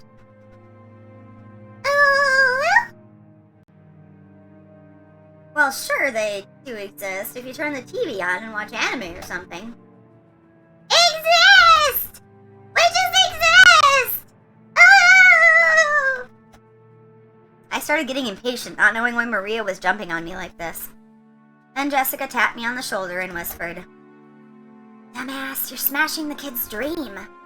Maria really believes in things like witches and Beatrice exist. Come on, think of it, Maria-chan. In social studies and in your school, when you were asked to write what you wanted to be when you grew up, you wrote a witch, didn't you? Maria nodded seriously. Tears started to run down the corners of her eyes. I see. To a girl who wants to become a witch in the future, the existence of Beatrice was proof that witches do exist in this world, and was therefore an image that she yearned after and admired. Exist! Exist! Witches exist! But Badler still doesn't believe. It's okay, witches do exist. I believe it. George kneeled down and hugged Maria's head. Watching this, Jessica poked my side. So what was it? So that's what it is. It's like shouting that Santa Claus doesn't exist in front of a child who believes on him on Christmas Eve. I'm not that kind of guy who likes to shatter kids' dreams. Oh, I'm sorry. I wasn't trying to make fun of your dreams, so I apologize. Beatrice does exist. Even now, she's living in the forest and comes to the mansion every night to peek in and see what everyone's doing. So you shouldn't go into the forest. At night, you mustn't stare into the dark forest. You might be seen by the witch of the forest, Beatrice. After all, grandmother said so. LOL? Really? Adler really believes? Yep, I believe. Sorry for doubting it. Come on, let's make up. I stuck out my hand, Maria grabbed it with her tiny hand, and we made up. Maria didn't grumble any more than that, so George and Jessica were relieved. Oh. So this is where all of you were. I was sure you had just left to go to the beach. Shannon, carrying a basket, was surprised to find us all gathered in front of the portrait. Ah, Shannon. Well, this isn't the first time Badler has seen Beatrice's portrait. He was just fascinated by it. That's right, it certainly is fascinating. Beatrice-sama is truly beautiful. I'm sure that she's captivated the master. In addition to the patron theory, there's also a theory that she was grandfather's first love. Either way, although it has been several decades since he met her, even now she holds a special place in his heart. Which must mean that he's still captivated by her. Sheesh. That must have made grandmother pretty jealous, huh? I'm not really sure, but that might actually be true.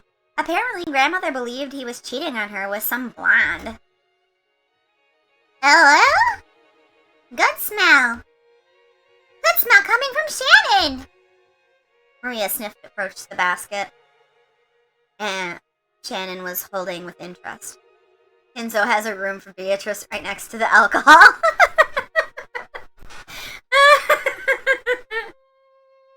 After hearing that, I noticed a fragrant scent with a touch of vanilla. I, apologize. I was told by Kumasawa to bring them to everyone. What is it, I wonder? Oh, excellent. Cookies. Oh, wanna eat cookies! Wanna eat cookies! Oh, please, eat as much as you would like. But, would it be appropriate to serve cookies in a place like this in front of the portrait?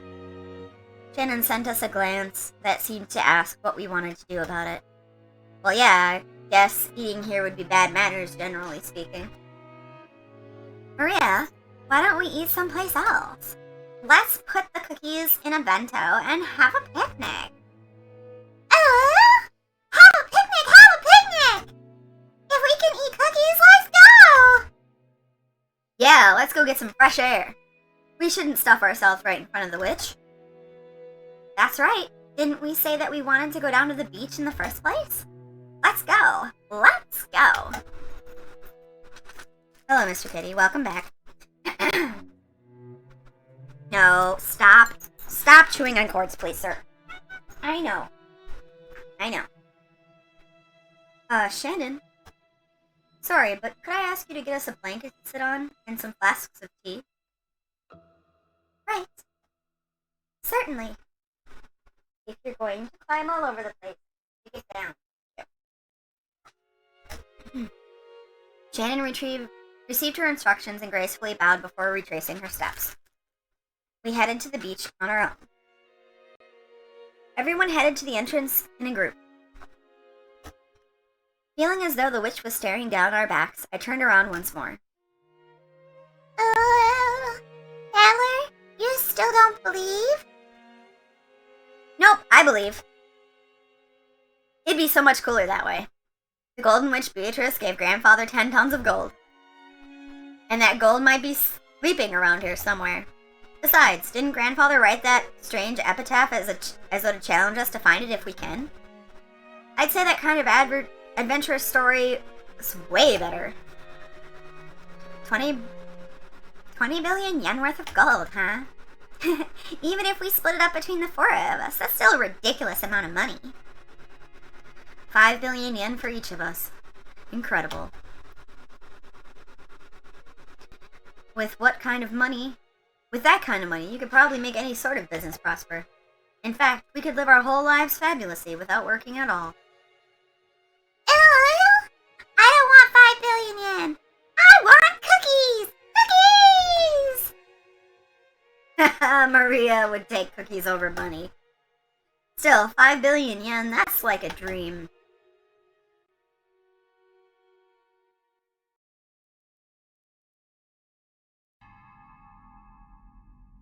Alright. So we've been streaming for 4 hours, and so I'm gonna close it off here. It's a good segue point, because I think we're going back to the adults. So, I'm gonna save it. System. Save. Huzzah. Okay. Alright. Then... System. Title back. Yes, we'll return to the title screen. Alright. So, like usual, once this is done, or once I'm done streaming, I do plan on uploading the VOD to my YouTube channel, which you can find in the, About section of my Twitch. I will not be streaming tomorrow, as I'm taking Wednesdays off, but I do plan on being back on Thursday. Depending upon how I feel, I might switch things up and play a different game. I do have a plan for playing Stardew Valley in a challenge that I've kind of set up. So while we're kind of just sitting and chatting as things wind down, I can kind of go over that with everybody. Come on. F. There we go. Alright. Let me pull up the information about how the Stardew goes. If I can find it. There we go. So what I'm going to do for the Stardew Valley playthrough is I'm going to be playing with a rule set I've made up, which basically makes my character a hermit. And there's a big list of rules. I'm still trying to figure out how to go about sharing those rules, because it's a lot of information, and putting it in the About section, it kind of becomes unruly down there. I also kind of don't have a place to share it traditionally. If anyone has any information on how to share it anonymously, so that way it doesn't run into any problems or whatever, let me know.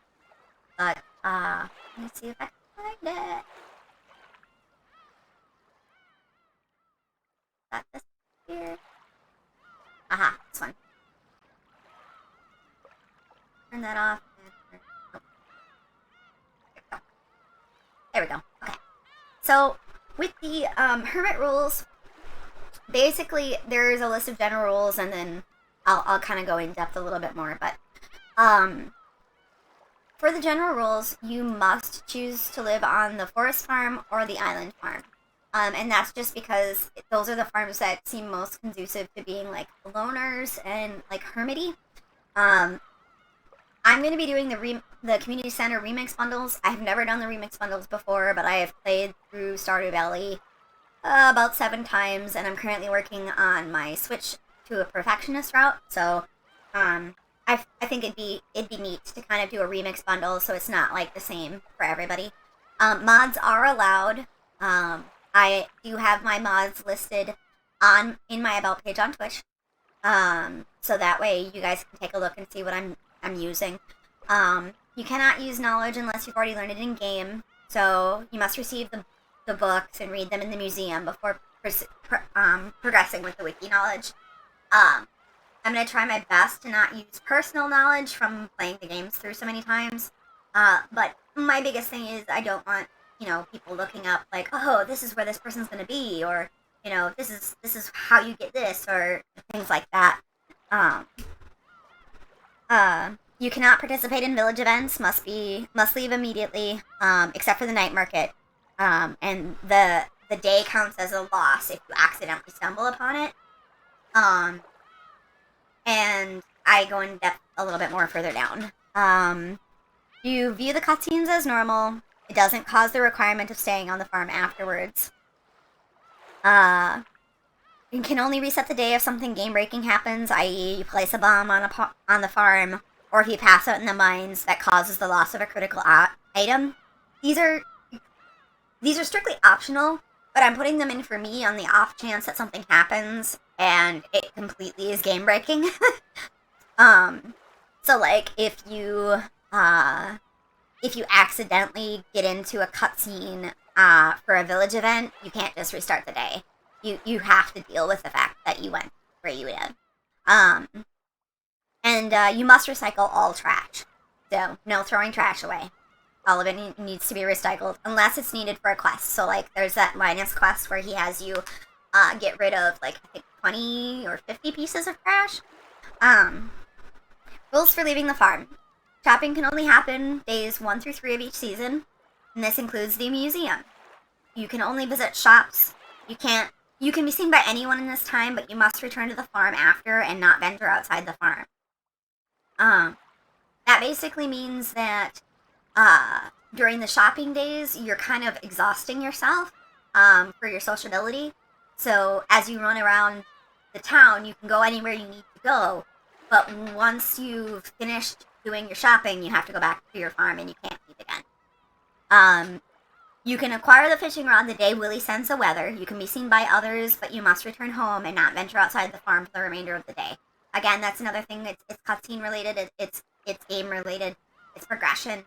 So it's basically going in and getting that and then coming back. Train dates. You can run to the train. You can be seen by others, and you can only collect drops from the train. you must return back to the farm after for the remainder of the day. This can override staying home any other day. So let's say it's the 2nd of the month and I'm out doing shopping and the train shows up. I can sprint up to the train, grab all the stuff that drops off the train, and I can continue, with the shopping. But if, let's say, I went home after shopping and the shopping was done and the train goes through then, I can still go up and get the stuff from the train. And if the train is a passenger train and I get nothing from it, it still costs me that day because I had to, run unexpectedly into a social situation. You're allowed to leave the farm any other time, not restricted, as long as you're not seen by anyone other than the safe characters, which I have a list of them at the bottom. If seen by another character, you must return to the farm for the rest of the day. Now this is line of sight based, so if realistically the person wouldn't see you, then you're fine. It's not like them being on screen makes you have to go home. It's legitimately if they're looking and you walk in front of them. Or you run into them. The night market, you're allowed to visit the shops each night and can be seen by anyone, but you can only fish in the submarine after gaining 5 hearts with Willy, and then you can complete the mermaid activity once the note is found. However, you cannot leave the farm before the night market opens, just because that's that social anxiety of getting ready to go. We're allowed to complete any requests sent via mail on shopping days. So those long-term quests. Quest requests from safe characters are able to be completed at any time. Just because they're considered safe characters and they're kind of like the characters that wouldn't necessarily exhaust your character socially. I can access the desert anytime after the unlock, but I cannot do anything else in the days traveling to the desert. I can shop with the trader in Sandy on any visit, though. Can shop with the cart trader as long as not seen by others while traveling to the cart. Does not require returning to the farm for the rest of the day. This shop is a unique shop. It doesn't count towards the shopping days or anything like that. So every week, twice a week, I can go down to that shop and I can buy from the cart as long as I'm not seen by anybody else. What it means to be seen by a character. For purposes of this playthrough, being seen by NPCs is based on assumed line of sight. For example, if a character is fishing in a river, farmer may pass the NPC at a reasonable distance behind the NPC. If the NPC is standing in an open area, farmer must use cover to hide until the NPC passes. The following are considered full cover: buildings, fully grown trees, bigger bushes, the bushes surrounding the graveyard, and any fencing. Special considerations. If Pam is at the bus stop, the farmer may run through the bottom of the walkway and not be considered seen. Cindersnap Forest, as long as the farmer is running through the forest area and none of the trees are cut down, they are hidden from view. So just kind of more of that line of sight, realism thing. The safe characters are individuals that can see the farmer no matter what day and begin friendship immediately. So those include Linus, the dwarf, Krobus, the wizard, Mr. Key, and the Hat Mouse. And I picked those characters based off of their eccentricities, in relationship to, they're kind of, Linus is a person that lives off the grid and kind of isn't around people, so, that's why he's there. The dwarf, he's a trader, yes, but, also, he's kind of, detached from society in the same way that, Krobus and the wizard are. And Mr. Key is, I figured that would be way too difficult to not allow him to be a, safe character. And then the Hat Mouse. The Hat Mouse really isn't the same as, the other people in the story. So the goals for this playthrough are to reach the bottom of the mines, reach level 10 in each skill, complete the community center, including the extra bundle to make the words are hard. To make the, spoiler alert, movie theater? Excuse me. 4-candle rating. Once reached, I'm allowed to gain friendship with additional characters. That includes Willy, Leo, Gus, a spouse or roommate, and the spouse or roommate is player's choice. Can now visit the museum at any time, but must return to the farm after, and then access the island. Playthrough is considered completed once the island farm has been established and the Stardew farm has the island obelisk. So this is going to probably be a game that I play for a long time, and I'm kind of just going to use it as a go-between my other bigger games. And this is kind of inspired by Call Me Kevin, the YouTuber. He did a hermit playthrough, but his playthrough was super restricting. You could only leave for 3 days a year, and that just is too much in my opinion. But I also listed, like I said, I listed the mods here.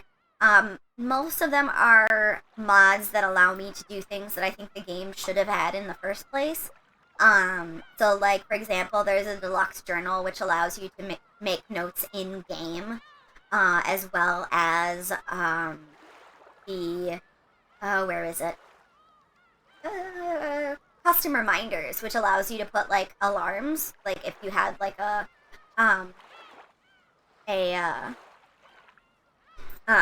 like if you had a watch that had an alarm that you could set or whatever. And then otherwise, I grabbed some things to just customize my character a little bit. The palette swap skin tones, so that way I could have a blue character that's actually blue in the way that I want it to be blue. The ability to carry your pet, because oh my god, the frustration of being stuck while trying to get to your bed, and your cat or dog is in the way, and it's just like, no, I'm gonna pass out. But anyway. So yeah, that's that. Today, I think I'm all done. So, thanks for hanging with me. If you're watching this on YouTube, thanks for, watching. I feel that in real life. Yeah, no. Cats, like, the amount of times where I get up to go to the bathroom, and then I come back, and one of my cats is laying on my bed, and I'm just like, I'm so tired, just let me fall asleep.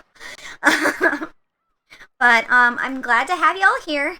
I'm happy that, you know, you're here having fun with me.